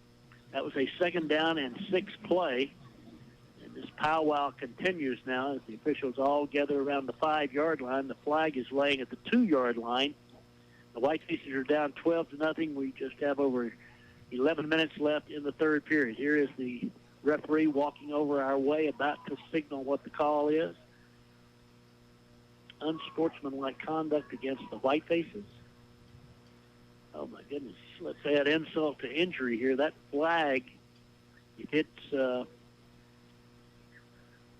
don't know. The ref standing at the 2 yard line now with the football. He still hasn't made any kind of move. The linesman has come over to talk to Coach Naran here on the near side. And the official's gotten out his book and written someone's name in the book. And this is not the book of life, folks. It's not what he wrote in. It's a bad book. You don't want your name in that book. We've still not gotten an indication, though, from the official. He didn't ever signal other than didn't mark off anything. They just put the ball at the 3 yard line. And it'll be 2nd down now. And 2nd down and 10. We're back there at the 4 yard line, back at the original line of scrimmage, 2nd down and 10. Wow. I do not know, other than it was an unsportsmanlike conduct against the Whitefaces. Wide side left on 2nd down and 10, deep in their own territory. Down 12-0. Here comes the blitz. Out of the end zone, he throws it to Brown. Brown is hawked out, gets away. Brown to the 15, to the 20, and Noah makes something out of nothing. A Whiteface first down out to the 20-yard line. Great hustle by Noah there, breaking a couple tackles and getting the first down and some, and getting the offense kind of out of a hole here on our end of the field. So our biggest play of the night, and that was a gain of about 16 yards, and a Whiteface first down with 10:45 left, and a little spark for the offensive unit. Let's see now as Garcia has Carrillo to his right. We have too many men on the field. Now we get Hayden Gonzalez off there. And a flag. We're going to get a 5 yard penalty for an illegal substitution. So, boy, the Whiteface is shooting themselves in the foot here. Yeah, Tom, just when we get a little life into the offense, a silly penalty like that is going to bring us back 5 yards and make for a 1st and long now. So. 1st and 15, 10:45 left, 3rd period. 12-0 Hershey. Hereford with the football, again going into the breeze in this 3rd quarter. Garcia with the 1st and 15, wide side right. Their defenders are up just virtually on the line of scrimmage, their secondary. Here's the fake inside. Give it off now to Miguel, and he gets out to the 20-yard line, running off the right side. It'll be 2nd down and 10. He got back the penalty yardage. So the Whitefaces now out over the football, quickly to the line of scrimmage, looking over the sideline. Omar Sanchez here at the guard on the near side. Palomares in center. 2nd and 10. Again, we look as though we're going to snap it, and we all look to the sideline to get the play. And here we go. Wide side left on 2nd and 10. Garcia ends it off. Throws it left side. It's complete to Mendoza, his first catch of the night. The gain is for 3. It'll be 3rd down and 7. Another huge play here. Big play here. Need to keep this momentum that we've got here going and keep the offense on the field for sure. 3rd and 7. And again, that 5 yard penalty would have been 3rd and 2, so those little things really, really make it tough. 9:25 and counting, 3rd quarter. Whitefaces with a 3rd and 7 wide side left. Mendoza and Brown are both out that way. Garcia and the shotgun. In motion comes the wide out from the near side. Takes the snap. Back to throw the blitz. They get to him. He steps away. Motion long. Throws it, and it's complete. Across the 40, the 45. That's Mendoza, the 50, the 45, the 40. He cuts back at the 35. Still on his feet. Braden's got one man to beat. He's got a block. Hayden Gonzalez inside the 10, the 5. He's into the end zone. The Whitefaces score. The pass and run. What a throw by Garcia. What a run by Mendoza. And then Hayden Gonzalez leads it into the end zone. Hereford's on the board. How do you do? Man, what a run by Mendoza there. And, wow. Garcia scrambling, calling for someone to get open, and he found a open pocket, got the ball, and made a few men miss, and touchdown for the good guys right there. I tell you, what a turn of events. I mean, we're on the ropes, and suddenly the pass and run results in a touchdown with a point after upcoming. It's 12-6, 8:50 left, third period. Snap's good, kicks down and up. It's far enough. It is good. 12-7. Hereford down by 5. Back in 1 minute. Herd athletes work tirelessly on the fundamentals of their particular sport while learning to work in a team concept. It's not much different at Hereford Texas Federal Credit Union. Our employees have a dedication to serve our members daily with the fundamentals of good business, being friendly and helping give you peace of mind in knowing that when you need banking assistance, you can get it from our knowledgeable staff. Hereford Texas Federal Credit Union, member NCUA, working as a team since 1936 with our members. Go Herd.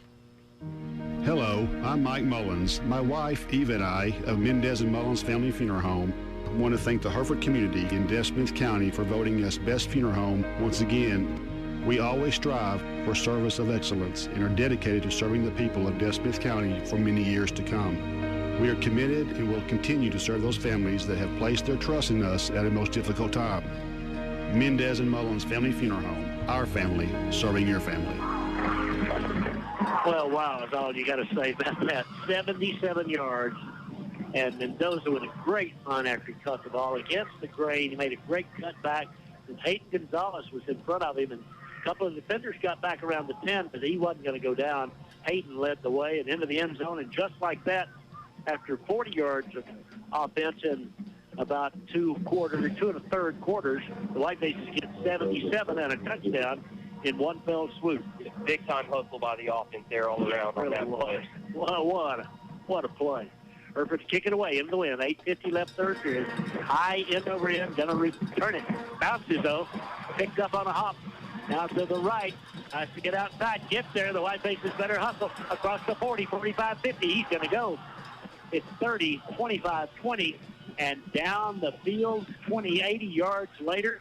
That is a touchdown for Fletcher of the Huskies. And just like that, old momentum switched jerseys. Wow. We scored with 8:50 left. They scored with 8:36 left here in the third quarter. Well, he misplayed the ball, picked it up on the hop at the 20, and then when he got to the corner, man, I'm telling you, they've got speed to burn. I don't know what their 400 relay team runs, but it better, if it's not fast. Yeah. Fletcher was the man who ran that back. Fletcher playing just about every play for Wichita Falls Hershey tonight. He is a player. He does kickoffs as well. He kicks off, returns kicks. You don't see that very often. Here they go for 2 again, and Fletcher's going to keep it, and he's going to be in trouble, and he's going to try to get outside, but he's not going to get there. So they're 0 for 3 on 2-point tries, 18-7, Hershey on top. They'll kick it off when we come back in 1 minute. You've invested in dreams and goals over the years, but have you invested to protect them? Whether it's that first home or dream home, auto, or business, Prairie Insurance might not be able to keep them from getting damaged, but they know how to help that dream get put back together at an affordable rate. Prairie Insurance Agency is just like you. They've invested in the future. Go visit them at 213 West Park Avenue. Happy State Bank wants to provide you with a little fun, a little friendship, and a lot of professional banking service. Stop by any of our 34 locations, grab a bottle of Happy Water, and let us help you with your banking needs. Hello, I'm Christina Lucio. We are committed to our communities and we are dedicated to our customers. We're not your normal bank and we're not your average bank. We are Happy State Bank, member FDIC. Se habla español. All right, back to the Whitefaces, Eric Alvarez and Tommy Suarez, as the Huskies lead at 18-7 after the Hereford 77-yard touchdown pass and run. And Hirschi answers with an 80-yard kickoff return for a touchdown, and their lead is 11. Where we've got them here, we kick the extra point. They keep failing there. If we can score enough, right, we'll catch them one at a time, right? Yeah, two-possession game. I mean, definitely still in it. Lots of football left. But a kickoff return like that just really can deflate a team, and we've got to persevere and keep our heads up here. 8:36 left third period. Plenty of time, as Lane said. But now let's see if the Whiteface offensive unit can respond. As Fletcher kicks it again, short, and a hit about the 20. Picked up by Suarez, fumbled, and he falls on it at the 19-yard line. We've had trouble with the last two kicks, and started not quite as badly deep as the last time, but still just the 20-yard line. Yeah, we've got to get rid of the penalties we had on this last drive and hopefully do, kind of the same thing. Find some open receivers, make some plays from the quarterback position, and try to get some more points on the board here. So, Delosier and Sanchez and Palomares, Arias all back out there for the Whitefaces, along with I think Eddie Ramirez is in that offensive line right now. First down and 10 from the 20. Give it off inside, and a wall of white and red drives Miguel back as there's no gain. Second and 10. They're just so big up front. We cannot. If you watched last night's game, Cowboys, they couldn't run the football. Now, they do have some speedsters, shall we say, who can get after it, but we just can't move these guys off the line of scrimmage. Second down and 10, wide side right, down by 11, rolling to the right, throwing against the grain, and it is complete up to the 30-yard line, near a first down. Nice catch that time by Hereford's Haven Valdez. Yeah. Great catch. That ball kind of in the... They said it wasn't a catch. Okay. Third and 10. Well, I thought he had. I did. But the officials ruled incomplete, so now it's third and 10. 7:57 left in the quarter. I don't know how many times we've said this tonight, but another big third down play. Whiteface is looking to the bench here to get the call from the Whiteface coaching staff. Wide sides right. Again, Garcia is the left-handed quarterback throwing against the grain that time as he rolled to his right here on third down. He's rolling right again. We get a block. He's looking. He throws back across there. Great catch. That is Valdez to the 40, to the 43-yard line. Valdez in traffic made a great reception. It's a 23-yard gain and a Whiteface first down. Just the spark we needed there, Tom. I mean, again, Garcia rolling to his right, throwing back against his body. And Haven made a great catch and run. Wide side to the left now on the first down play. 7:37 left in the third quarter. Hereford down 11. Miguel, nope, going to throw it out here to the right side, and it's complete. Gain of about 2 to Braden. Braden Mendoza, who had the 77-yard touchdown pass a moment ago, gets 3 on first down. Ball spotted at the 47-yard line on Hereford's end of the field. 47 it is. 7:12 left in the period. Hereford to the line of scrimmage. 3 wideouts in this formation. So we're going to tie it in this time. We look to the sideline, get the play. Garcia, who was injured just before halftime, playing on a gippy left leg, but playing well out there in this third quarter. Miguel goes over to the left. Now the wide side of the formation. In motion goes Brown, and we move, and we're going to get a flag, and it's going to be second down and 12. We just could tell that we were just kind of confused. Garcia frustrated that we jumped, but we were just a little discombobulated the whole time there, I thought, Lane. Second and 12 now after the penalty. Yeah, they're going to work on some discipline next week in practice. Lots of mental mistakes with penalties tonight that we just don't need. Second down 11, 55 yards and penalties in the ball game for the Whitefaces here. No, I'm sorry. Second and 11, Cindy wrote me a note, and I'm not smart enough to read it. I'll read it after this play. On the second and 11, wide side left. Got to snap it here pretty quick. 40-second clock down to 1. We snap it right on the 0. Throwing long. Got a man out here. It's Brown. Oh, they're hanging on Brown. There's the flag. That'll be interference. Noah turned around, and he was tackled in the secondary. Probably a good tackle because he probably made the catch for about a 40-yard gain. Instead, it'll be a penalty and first down. That's what you get back there, and those guys panic in the secondary. Somebody does. I mean, with Noah, you better be alert, and that he caused that penalty to happen. Noah Brown did. Yeah, Noah runs his route hard. He's fast and can get open. And Garcia put that ball right on him. So the penalty moves it to the 43 of Hershey. It's Whiteface first down. 6:21 left third period. Hereford trailing by 11. But driving now into the win. Wide side left. Out of the shotgun.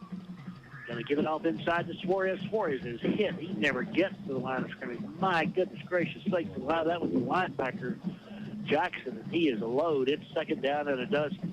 Yeah, their defensive front is very stout and showed up to play tonight for sure. Yeah, he is. As the linebacker here on the near side, Jackson's just so quick, and he's got good size. And honestly, as Tommy got the handoff, he got hit from the back side, mind you. Second and 12. 5:52 left third period.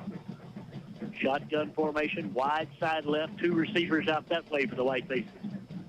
Back to Stoke, rolling right to throw. Looking.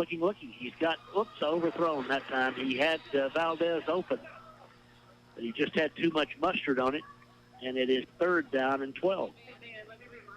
We've got to be pretty much on point every time. I mean, we don't have much time, and they've got great quickness.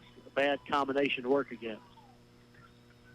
Here we go to the line. Excuse me. Yeah, once again, big third down here for the Herd. Need to convert and keep this drive alive.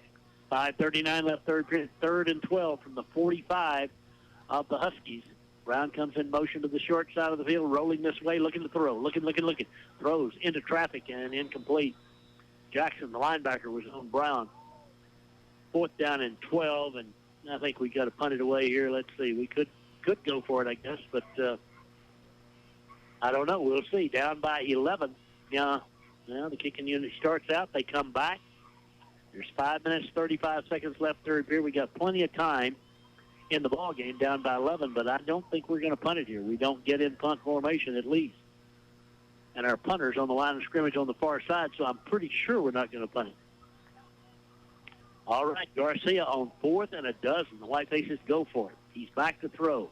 It's 4-man rush. He overthrows everybody, and on downs, they take over at the 45 on Hershey's end of the field. 5:31 left. He gained ground, Garcia did, but we really didn't get him blocked. And they dropped 8, and there wasn't anybody open. So, Whiteface defensive unit called on one more time. Offensive unit comes over to the near side here to talk with the coaches about what Hershey is doing and what we can do to slow them down. 11-point lead for the visitors from Wichita Falls with 5:31 left in the third quarter. The wind in their sails for this remaining 5:31 of the third quarter. Huskies with that big, beefy offensive line.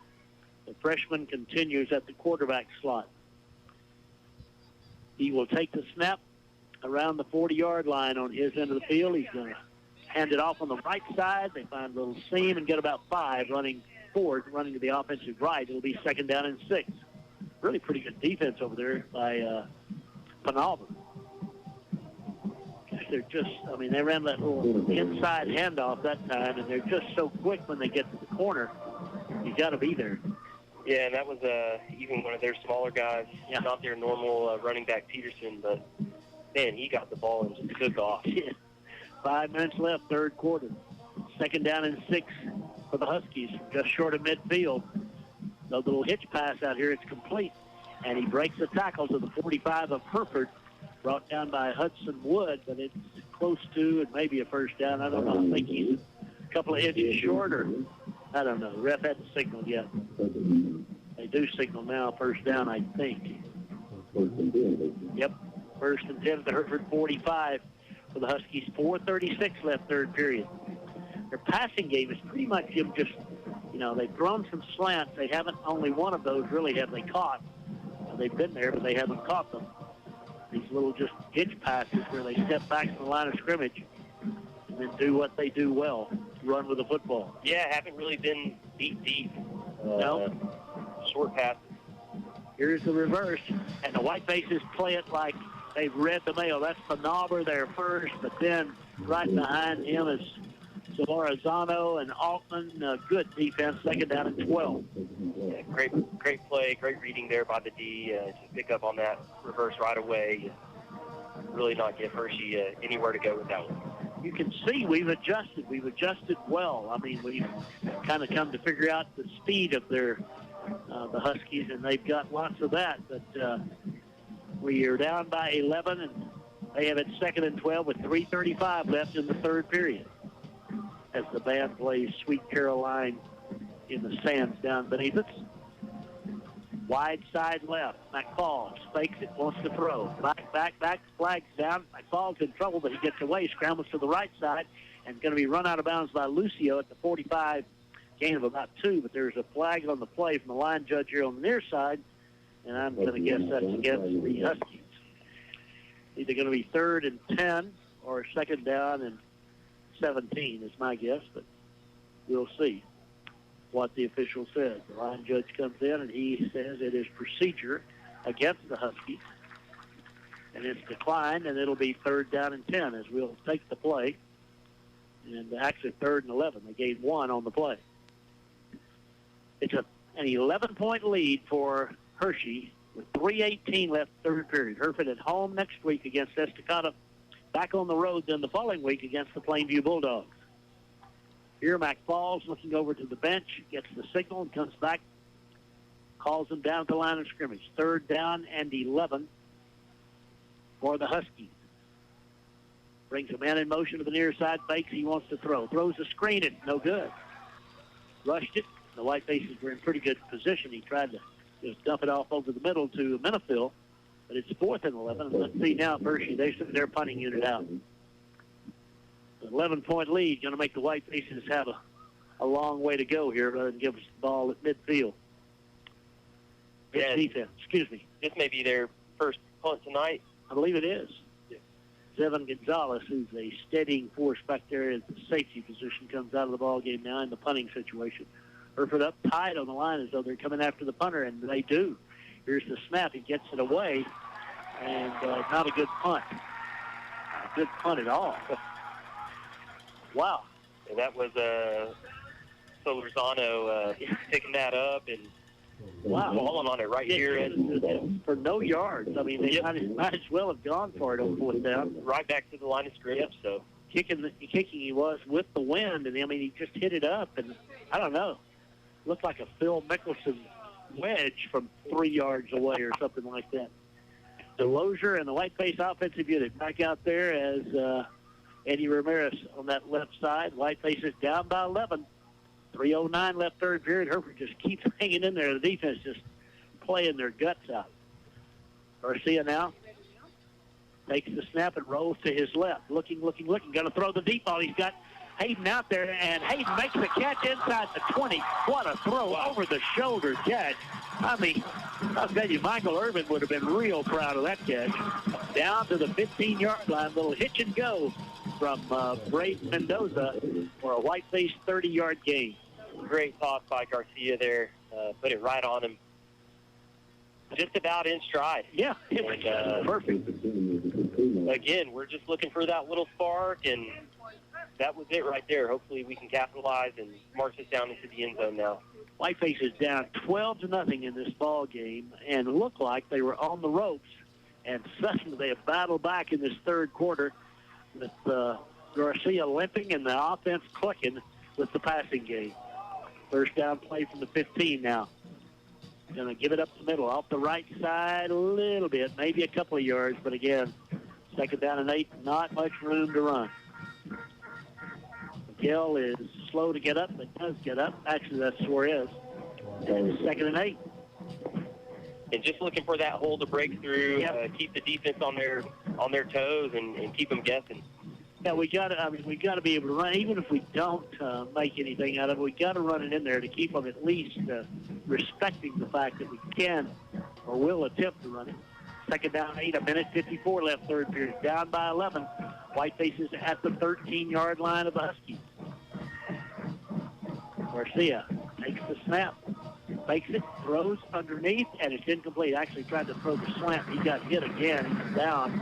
Going to get up, tried to hit Mendoza on the slant running from the left side, but it's 3rd down and 8.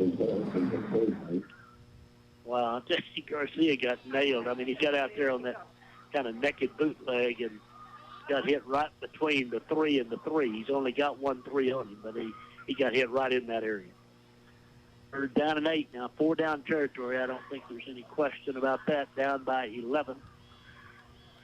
Third quarter late. Whitefaces threatening at the 13-yard line of the Huskies. Hereford just refusing to give up. Give it all inside, and wow. I mean, just swamped at the line of scrimmage. Nowhere to go. 4th down and 9. Lost the yard. Actually, that was Miguel Carrillo. Man, their defense can get in there quick, hit the backfield, and put a stop to those runs right away. And with big-time hits, too. Our guys are really showing some resilience staying in this and fighting through it. So if they said it's your carry, Tom, I'd say, I think I'll let somebody else have mine. Here we go. Inside a minute to play, or almost a minute to play, I should say, in the third quarter. 4th down and 9. The Whitefaces go for it. Wide side to the right. Garcia, here comes the 4-man rush. We give him some time. He steps and throws, and it's incomplete. The receiver fell down, but it would have been short of the first down regardless. And so the Huskies take over on downs after the Whiteface threat. Back out comes the defensive unit one more time. Hold them, boys, hold them. Yep, we'll look to him again. Martinez, the nose tackle. On one side of him is Nava. On the other is Alton. The linebackers are Solarizano and Lucio. Secondary, it is Wood, Cassius, and Gonzalez. Penalber and Duque are the Rovers.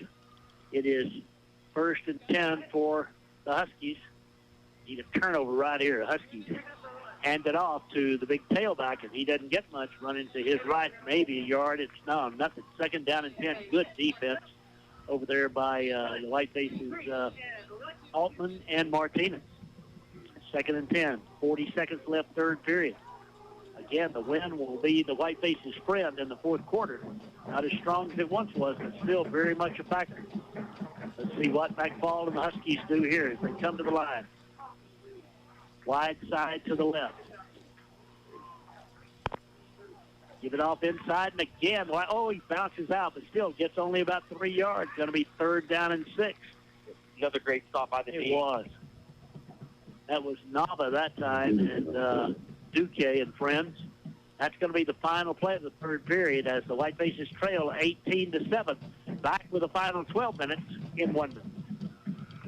Is the call transfer on your office phone system strictly by guest? Is the Hold Button terminal? WT Services sells, installs, and maintains telephone systems of all sizes that are customized to the needs of your business. The right phone system can mean incoming calls are handled efficiently without embarrassing malfunctions. Contact WT Services today to talk about growing your business with a new telephone system. Call 364-7311 and see what a difference hometown service can make. WT Services, your local full-service communications provider. Whatever temperatures this summer brings, your friendly and knowledgeable Bryant dealer is ready to help. Your dealer is committed to achieving a high level of training and skills and backed by outstanding products from one of the industry's most trusted names. Whatever your cooling needs, your local Bryant dealer will do whatever it takes for your family's comfort. Schedule an appointment today by calling Bob's Heating and Air Conditioning. Here at Whiteface Field, 12 minutes to go. We've strategized here in the box, and if we can stop them and we can score, we can win. That's our conclusion. That's after some deep conversation between Lane and Cindy and I. A complicated end result to come up with. It was. But a good end result, nonetheless. It's going to be 3rd down and 5 for the Huskies. They're at their own 19-yard line. We've got a little bit of delay here. I don't know if the officials are... You know, when Griff played down in New Orleans, on nights like this, which were most nights when they played in New Orleans, they had breaks at the mid-quarter, each quarter. Just so hot and humid, give the kids a break. Kids and refs and all, just give them a breather. It's that hot here tonight, but we haven't done that, obviously. Here we go, 3rd down and 5. Huge play here into the wind for the Huskies. Wide side left, out of the gun, going to throw. Throws it underneath. Got a man there, and he makes a great juggling catch. That is Carroll, who's dropped 3 passes and catches one there. A circus catch for a first down out to the 26. Urbanzik and Solarzano and Duque all there, but it's the first down. Man, that looked like it was going to go in our favor. He kind of made a circus catch and almost ran backwards a little bit after it, but was able to turn upfield for the first down there, and they'll keep this drive alive. Only the second first down of this half for the Huskies. They still lead, though, 18-7 with the ball. And, again, the clock now the friend of the visitors. Causey's back in at quarterback, wide side left. Give it to the tailback. He runs back. Nope. He kept it and threw it out here. I'm sorry, got fooled there. Great tackle by Gonzalez in the open field. An 8-yard gain, but 7 came up. And it is what could have been a huge play. It's a first down, 11-yard gain, so it's 1st and 10 for the Huskies now. 11-18 to play in the Whiteface defensive unit. We could use a turnover right here and right now. The Huskies with the tailback, we've limited Peterson except for the one big run, and it was a big run, but 55 yards for a touchdown. They're taking, again, the full 40 seconds as they lead by 11, trying to milk the clock, if you will. Causey now, wide side left on first down, not likely to throw it here. Nope, little misdirection. Tailback to the 40-yard line, 43, gained about 7 or 8. We had him hemmed up there on the far side, but Peterson folds it out of there.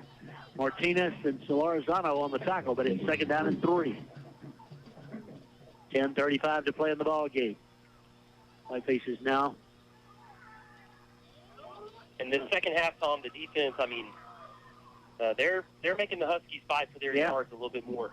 So we are. 10:20 to play, though. We got to get a stop here. The clock running. And, again, down by 11. Huskies put together a long drive here. It's going to be tough.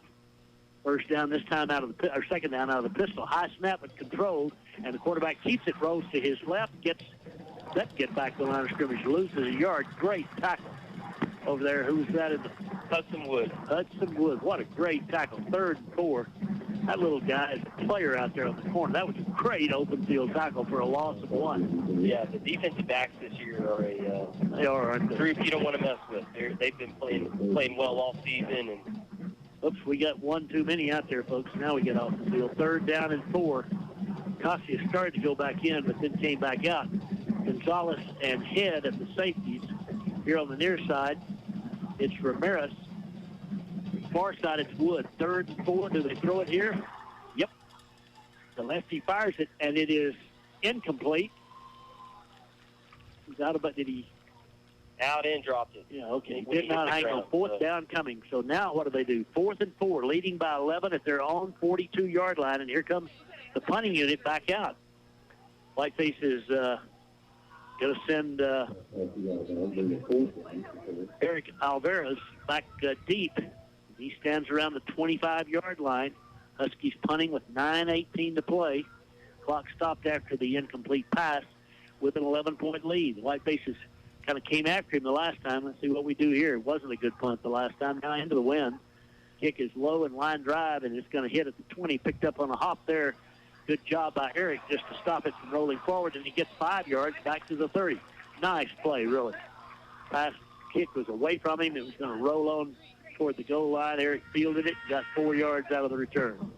Deflected a pretty big hit there, too, from a defender, and like you said, was able to get something out of it, get the offense in a pretty good position here going with the wind now. The flags across the way, not quite standing straight out, but they are definitely still blowing. So we'll want to use this to our advantage here. Arias and the Whiteface offensive line back out there now. Hereford trying to find some magic. Acosta at an H-back position. Hereford with two wide outs. Wide side right on first down. Garcia at the quarterback slot.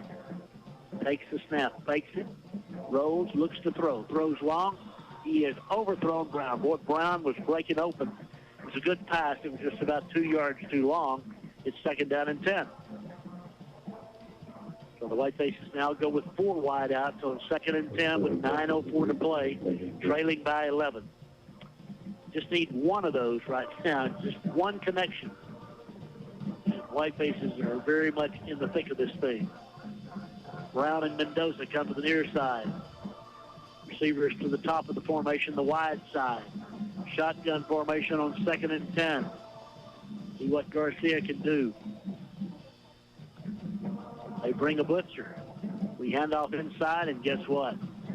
Nothing there. Golly bum, what a hit.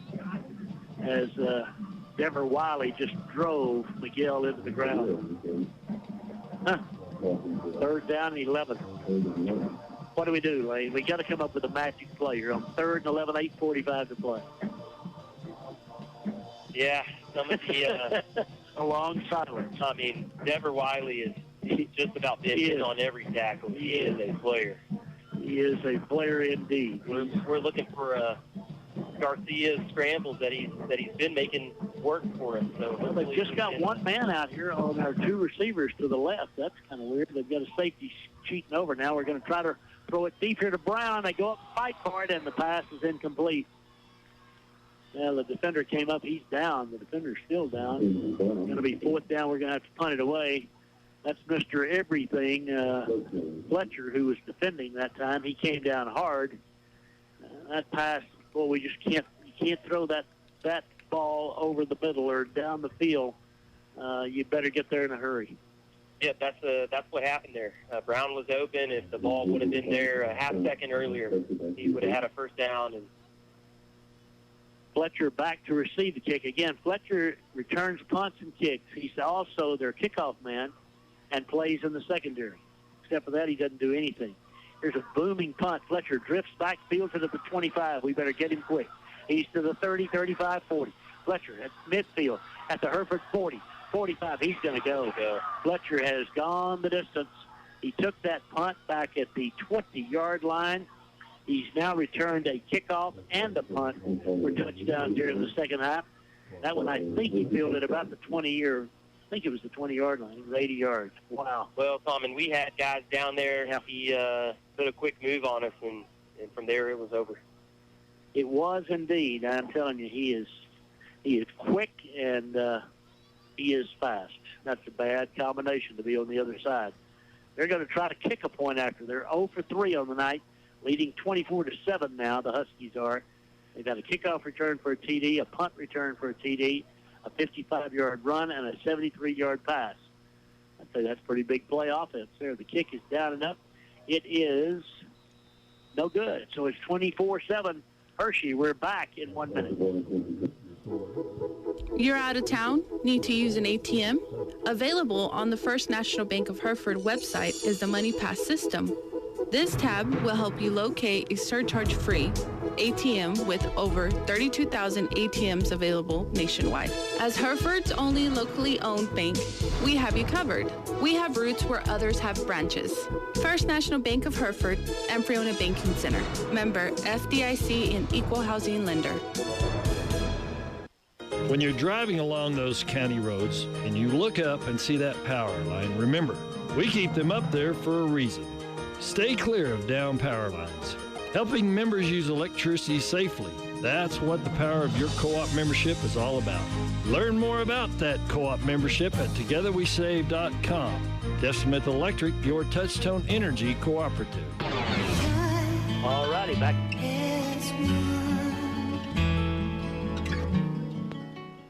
Back to play go. Whitefaces now send Noah Brown back as one of the potential return men. He's back there with Eric Alvarez. We are down 24-7 again. They've had a 73-yard touchdown pass, a 55-yard run from scrimmage, an 80-yard punt return for a TD, and an 80-yard kickoff return for a TD. So they're ready to kick it away now, and the Whitefaces 7:53 left. It's a tall order, folks. Make no mistake about it. But we played hard here in the second half, and it would be good for us to generate some offense here late. Even if we can't generate enough, this kick is high and short. It bounces, we better pick it up. We do it at the 25, Alvarez does, and he is met at the 27. And that kind of had a little backspin on it and almost laid there on the ground too long. Well, Whiteface offensive unit gathered around here on the near side, about to take the field now. Try to do something about this 24-7 deficit. 7:40 left in the ball game. Again, we're at home next Friday night against Estacada. Hershey, again, lots and lots of speed on the Hershey side of the field. Yeah, the speed also just gets magnified when you're looking at guys that big, too. Yeah, for sure. Here we go, out of the gun. 2 wideouts to the right, 1 to the left on first down from the 27. Back to throw, 4-man rush. He steps up and a run. He's out to the 30. Garcia to the 35 to the 40. The 45, and we're going to get a holding call against us up at the 45. A nice run, but a hold out in front of it. And the ref threw the flag. And now a little extracurricular stuff here as Fletcher doing a little mouthing off here on the near side. That one's going to be called on Hayden Gonzalez. Blocking downfield, just held on a little too tight. Yeah, Hayden, I mean, he led the way on our touchdown a moment ago and doing his darndest that time, but they called holding at the 45. Coach Naran wanting to know about that little skirmish here out of bounds after the play was over, but I don't think there's anything to it. Let's see.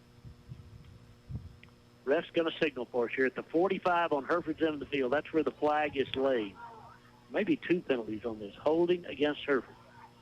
So that's going to move it from the 45 back to the 35. It's still going to be first down. Going to wipe out a gain down to the 45 on the other end and move it back to near. Well, now they're moving it first down. They're wrong in that. Okay. Yeah, the crowd not happy about that one, but it was back to the 35. Okay, so it's 1st and 2 now. We lost, 20 yards on the penalty. In distance, 10-yard penalty, and then there was another 10 yards from the gain that came back. But it's 1st and 1. Here we go, Garcia again. 4-man rush. Steps away. Now he's in trouble. Gets away, though, again from the rush at the 35. Garcia runs out of bounds. Little chicken fight at the end of that, but it's a first down for the Whitefaces. Hey, Garcia he's getting around better, and, I mean, he is feisty back there now. He's not afraid. And he is playing hard and playing with everything he's got right now. The big defensive tackle, Deaver Wiley, is down for... Yeah, we may have caught a break here. Yeah, he's got cramps, I'm pretty sure. First time we've seen somebody go down with cramps tonight on a night when you're thinking, what is this now, flag thrown at Whiteface player. Oh, we've got another Whiteface player who either said or did something. My goodness. We're going to have a first down up at the 40. And Coach Naran out. I don't know what this is about, but we are not happy. And I think we got a flag. I know that he threw it at the Whiteface players here on the near side. We were gathered up. I don't know they were taking care of the injured player. Yeah, and they had some players still hanging out over here towards our sideline. He's indicating that you can see now what the referee said, something about a shoulder. Coach Naran talking with the ref at the 35-yard line, and he's wanting to know why we got this and they didn't get that, I think is kind of the question here. Coach Garza out, too, to join in the conversation. This is a long, long conversation, but I fear instead of a first down at the 40-yard line, it's going to be a first down back at maybe the 25-yard line. And, again, they didn't indicate. I thought his first indication was a player had been ejected.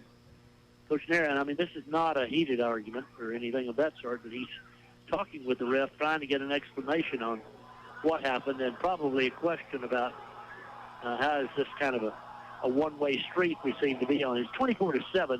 They lead. The Whitefaces made a good play to gain the first down out to the 40, and now here goes 15 yards walked off, and it is a dead ball foul. So instead of 1st and 10, it's 1st and 25, and instead of the line of scrimmage being the 40, it's the 25. And Coach Naran still keeps the team. We stay back behind everything, but Adams out there again wanting to talk to the referee about what the call was and how it was, how it's been interpreted here. The ref's going to say it's 1st and 25, so gosh, again, down by 17. We just had a little something going, a couple of big plays there, a holding call, and then another first down, and then we get a call for, I guess, unsportsmanlike conduct. I really don't know. He didn't indicate what it was, other than it was 15 yards. It was against Hereford. So we did this. We had a little issue with this kind of thing over in, I don't know this, I'm not saying it's the same thing, but we had one of these in Caprock game. We just can't afford to do that. I don't know what happened or how it happened, but now it's 1st and 25. Well, Tom, excuse me. Looked like he was signaling Garcia out, and he's on the sideline now. So, all right. I'm not sure. Snap is not good, and we just followed it. You're right. Garcia's out of the ball game. So I don't know. At the end of that play, as I said, there was a little rooster fighting here on the near sideline. Then I guess after I looked away, something else happened. And Garcia, the quarterback, is out of the ball game for the rest of this night, I am assuming. Herber is in the ball game. Pardon me, Herber's not in the ball game. What am I saying? Carlos Duran's in the ball game at quarterback. Now it's 2nd down. They did move the down marker back. It's 2nd down and 15. He gives off on the inside. That's Miguel Carrillo. Miguel struggles out to about the 23-yard line. It'll be 3rd down, and the clock running now with just over 6.5 minutes left to play. Well, you don't see quarterbacks thrown out for that sort of thing, whatever it may have been. Again, it's kind of that old deal. They see the second thing that happens, not the first thing that happens, and that's probably what happened there. But yeah, it'll be interesting to watch back on the replay and see if the camera caught what actually went on. It looked like, in my opinion, their guys were over here on our sideline well after the play, and yeah, there was again some little hand fighting as Garcia went out of bounds, and I really thought that might draw a flag. The defender was kind of slapping it at Garcia as he went out of bounds, but somewhere in there, I apologize, I looked away from that. I thought the play was over, and then the flag comes flying in. And again, that's not very likely to happen to you at home under these circumstances, but it did tonight. Coach Barron, okay, Garcia's back in the game. Didn't he say? Oh, Coach is back out. Yeah, Garcia's not back in the game. I'm sorry. Yeah, Coach Naran's still talking to the official about the call. And again, none of this it's been a discussion. That's what it's been. Not anything where anybody's animated or anything. I think Adam just wants kind of an explanation about how you came to that conclusion and how hurtful that conclusion is, obviously. Again, a ball game, quite honestly, I don't want you to turn your radio off. We're not likely to win, but, boy, you could use, we could have gotten a drive going right there and gotten some points on the board and felt good about ourselves because next week, that's kind of going to come to town, and, we're going to have it all strapped on. Yep, they lost a close one to Canyon last night, I believe. They did. We're going to need to keep some momentum going, and if we can at least finish this game with a nice drive and a score, that's going to be in our favor for sure. 3rd down and 12. Rolling right, wanting to throw. Looking. In trouble, waiting, throwing, and throwing it away. And so it's 4th down, and the Whitefaces will have to kick it away. We're going to get probably a late hit over here on Duran. Personal foul. He was way out of bounds, and they tackled him on the long jump track over there. So It's a Whiteface first down. Move it from the 23-yard line out to the 38-yard line and give the Whitefaces a fresh set of downs. Well, Hershey has bordered. I mean, they could mix it up if you'd like. If you'd like to do a little extracurricular, and we, for the most part, kept our poise. Again, I don't know what happened on the situation on the sideline here a moment ago, but in any event, it's Whiteface first down out to the 38-yard line. 5:59 to play, trailing 24-7. Wood is going to split out to the right side. He's out there with Mendoza as Carlos looks over here to the side to get the signal. Junior, again, a little baptism under fire here as he goes into the ball game with his club down by 17. And Hershey just coming after him every time we snap it. Here they come again, but he hands off inside. We get him a little bit blocked on the right side, but only a yard. Just can't move him out of there. Just such a load, and that's Wiley back in there. He was out for a couple of plays, but he decided he wanted to make some more tackles, and so he came back. Second down and 9 to the Whitefaces. 5:38 to play. Next Friday night, 7 o'clock, right here, same place. Estacada coming to town. Whiteface offensive line up on the ball, and Hershey fixing to get after it. Second down and 9, wide side left. Duran takes the snap. Here comes the blitz. We pick it up. He throws, overthrows. It's intercepted. That'll be a touchdown. He missed his man. The ball's picked off, and there's nobody between him and the end zone. That's Almond Higgins.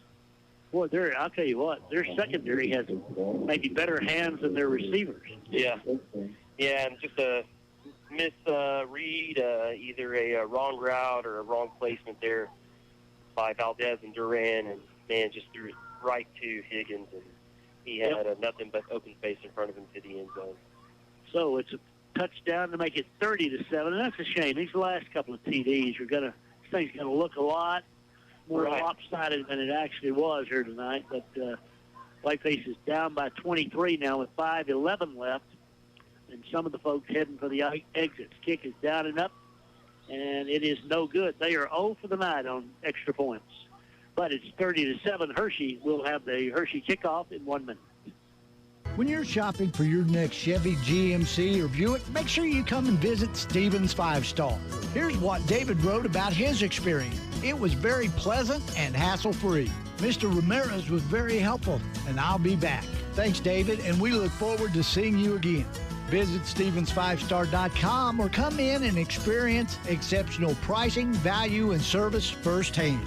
You get 5-star treatment every day. Stevens 5-Star Car and Truck Center. Diversity reigns at Hereford High School, and we respect the individuality of every student. Our primary goal as caretakers of youth is to instill a sense of academic and civic responsibility in each young mind that passes through these halls, inspiring a lifetime of future success.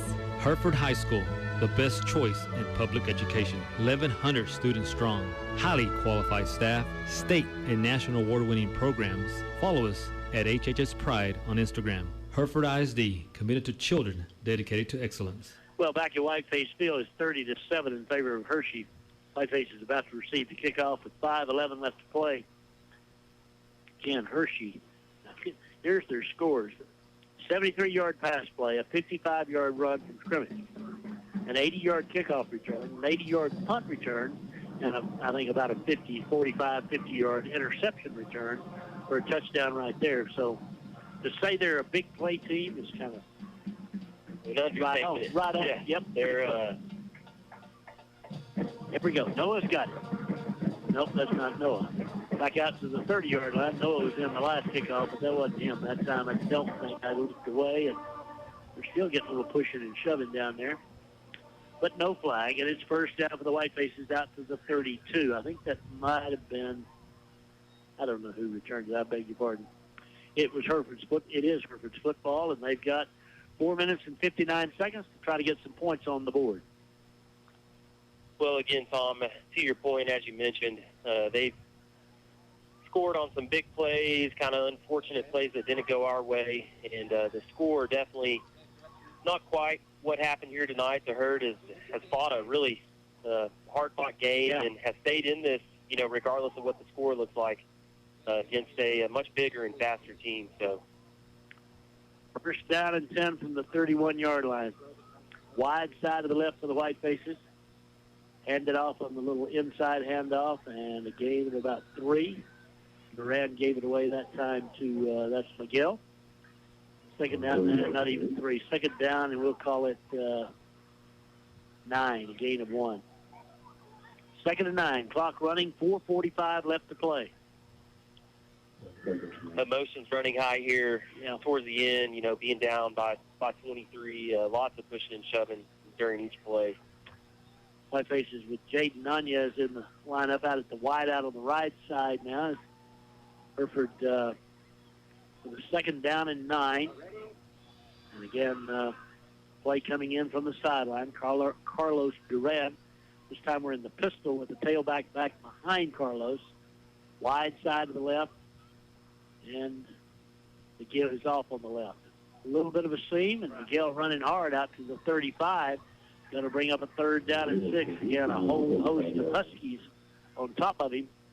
And the Whitefaces have a third and 6. Miguel has carried it about 15 times for 27 yards. Wow. Man, that's a lot of pounding, folks, by a lot of big people now. Yeah, and he is. And he ran just as hard then as he did the first time he carried it. He is running hard right into the tackles and making them work to get him down, too. Yeah, he's not maybe 150, maybe. 3:26 left. 3rd and 7, or 3rd and 5. Carlos Duran, the quarterback. Wide side right. Whitefaces in the spread formation. They bring 6.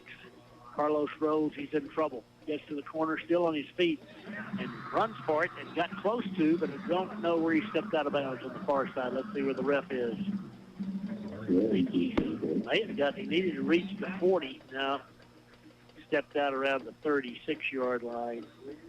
So we'll have to punt 35-yard line. We'll have to punt it away. 3:07 left to play. And Mendoza is not going to punt it. Cassius is going to punt it here this time. Devin, senior.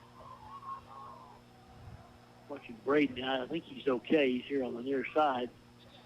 But Cassius is going to do the booting this time, and Fletcher's back, and he returned 2 kicks tonight, a kickoff and a punt for touchdowns. This time, nice booming kick.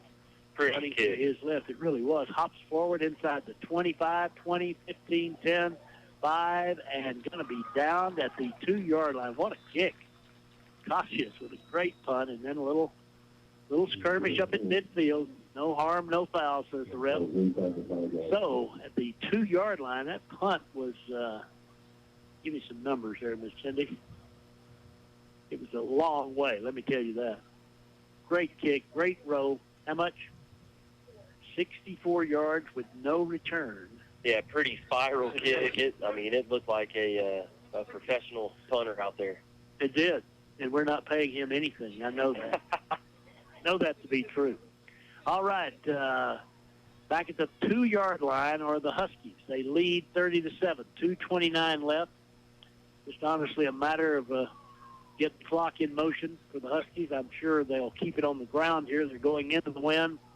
Whitefaces have a couple of timeouts left, but I would think we probably would keep those. I don't know. We'll see how it plays out here. From the 3-yard lines where they actually have it marked. So 1st and 10 from the 3 on their end of the field for the Huskies. They fumbled early, and then they have not committed another miscue since that time. First down play out of the end zone, tailback, right side, good defense, maybe a yard, second down coming. Yeah, great stop by the D there, staying in this thing to the end. Not giving up anything right there. They face linebacker on the near side that time, John Paul Hernandez, sophomore, made that tackle. Now the Whitefaces wholesale substitute. We got a bunch of people in the ball game there, and now they come out. And the original 11, I think, that started the game defensively are back in there. 1:57 to play. Second down and 10. No gain on that first down play. The Huskies using all the 40-second clock they can. tent to leave here and head back that beautiful 265-mile trip. Really prettier at night probably than today. Here's the give on second down to the outside. He comes, 25 or 20-yard line, 25, and now spun out of bounds. Still got the starter in there at tailback. Wow. And that's a big gain by Peterson. So he's got 20 yards on that carry. Now they're going to bring some backup people out on the field, or the Huskies. I think that's what we did. We're going to let some folks get some playing time, and then when they put the starters back out there, we did too. Kind of if y'all are going to do that, we will too. 1:29 to play. 1st and 10 from the 22-yard line on their end of the field for Hirschi. Wide side left. Ended off inside. Whitefaces, good stop. Gain of a couple. Second down upcoming. Yeah, that was Penalver and Alexis Rubio in on that stop there. Beeman, who's a senior, who came in his first carry of the night. 1 minute to play. Hirschi with a 2nd and 8. Got to snap this thing around the, 35-second mark, somewhere along there. Really, they can just take a knee a couple of times and get on the bus if they wish. Now we got time called by the official.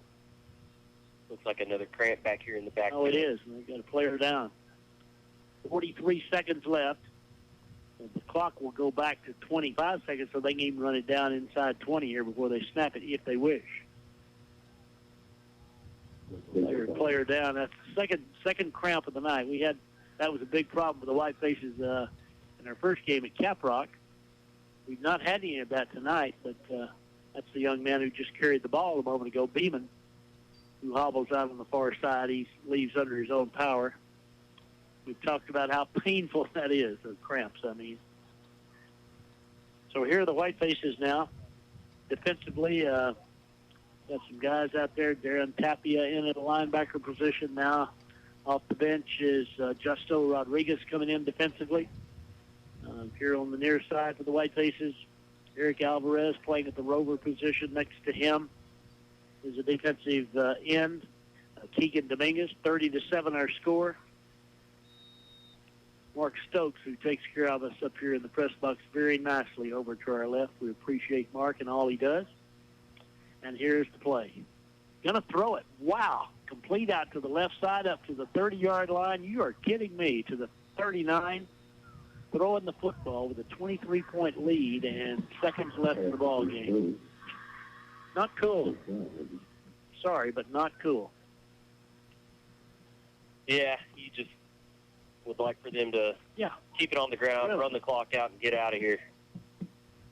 They've got the starter back in there at tailback. You are kidding me. 23 seconds left. Well, we're only playing them one time, so there you go. Now they're going to leave the field, I believe, and let the clock run out. Hirschi is. Yep, we're down to 13 seconds, and that's what's on the 40-second clock as well, and Hirschi's going to win the ball game 30-7 as they take it to the Whitefaces here tonight on this Friday night. Hereford's now 2-1, Hirschi 1-2, and these two teams will meet out at midfield for a handshake, coaches as well, and then go to the locker room. Well, things to be learned here tonight, Lane. For sure. It's, it was a tough game. These guys were very fast, and we said it all night, but really, want to give a lot of credit to the Herd. I mean, they came out and fought the whole game. But, yeah, when we got down 12-0, I think it really says a lot. I mean, it looked like we had 30 yards offense at the half, and we came out here and just battled them the rest of the night. We really did. But Hirschi is the winner, and they'll drive back to Wichita Falls tonight. We'll go to the locker room and talk about all of this in just a minute. Let's take a 60-second break. We'll be back at Whiteface Field. Hirschi over Hereford 30-7, back in 1 minute. First Financial Bank knows how important a person's vehicle can be. My SUV is perfect for taking clients to properties and me to the golf course. My pickup hauls work supplies all week and the family on weekends. My hybrid helps the environment and my fuel bill. If you're ready for a new vehicle, talk to First Financial. We offer loans at competitive rates with fast local approval. My 4x4 works hard, but plays even harder. First Financial Bank. You first. Member FDIC. Needing extra income? Looking for a full-time job with advancement opportunities? McDonald's in Hereford is hiring full-time and part-time people who are energetic and customer-focused. At McDonald's, you will be able to work flexible hours, whether it's 3 hours or 8 hours per day. Benefits include a free meal when you're working and a 30% discount when you're off-duty. Earn a vacation benefit and $10 an hour and above with experience. To apply, just text TX162 to 38000.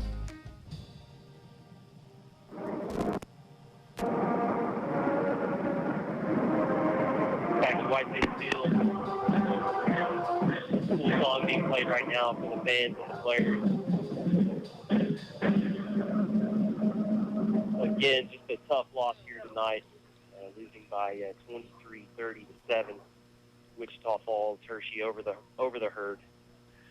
Yep, it was a tough night. But again, I mean, we're trying to get better. And I mean, you got to play good people. We played good people here tonight. Hershey's absolutely very talented. And, you know, we just got to go and learn from this and be better the next time for it. That's the whole idea. And I think we will be. Again, you know, this sounds kind of maybe a little self-serving to say this, but I do believe it's the truth. When we got down 12-0, we had 30 yards offense, folks. We could have stayed in the locker room and not come out and played a lick in the third quarter, fourth quarter, and we didn't. We really didn't. I mean, we gave up 3 touchdowns in the second half, and those touchdowns were a punt return, a kickoff return, and an interception return. Yep. So, you know, defensive unit really did. They fought the offensive unit. You know, again, we didn't have much at the half. Second half, we wound up with 144 yards, 77 of that on one pass play, but nonetheless, 144 yards, 177 for the night, 285 for Hershey. But again, not to forget, they had 160 yards in punt returns and a 50-yard interception return. They were 9 out of 21 throwing. We were 12 out of 25. We threw 3 interceptions. But here's the deal about that. I mean, Garcia threw a couple early, and then he came back, threw a touchdown pass, really battled. We had an incident where he wound up not being able to play in the last 6 minutes. But we'll live and learn from that, too. Well, and even, you know, the offense plagued by some untimely penalties. Yeah. That also shifted the tide in Hershey's way, where we kind of seemed to get, you know, starting to get in a rhythm and getting things going, and then the flag was thrown. And yeah, I mean, those kinds of things we can clean up, and we need to clean up because no football team needs to do that to themselves, and certainly if we're battling out there, I mean, all that's just hurtful. Morris Penalver's dad, one of the last ones out of the stands here tonight. The parents, I was looking at Lori Coronado earlier. I mean, she's got both the boys' numbers on her jersey. Parents sit up here. It's a tough life, folks. You know, you want your kid to get up first of all after each play, and then, you know, want them to play their best and do great things. But there's a lot of lessons. It's not just talk. There's a lot of things you learn out here on a football field or a sporting event of any kind. And, you know, those things it doesn't always go your way, and, you know, you got to handle it the best you can, and you got to come back and play again the next time. And we did that even here tonight in this game. We didn't have to wait till the next time.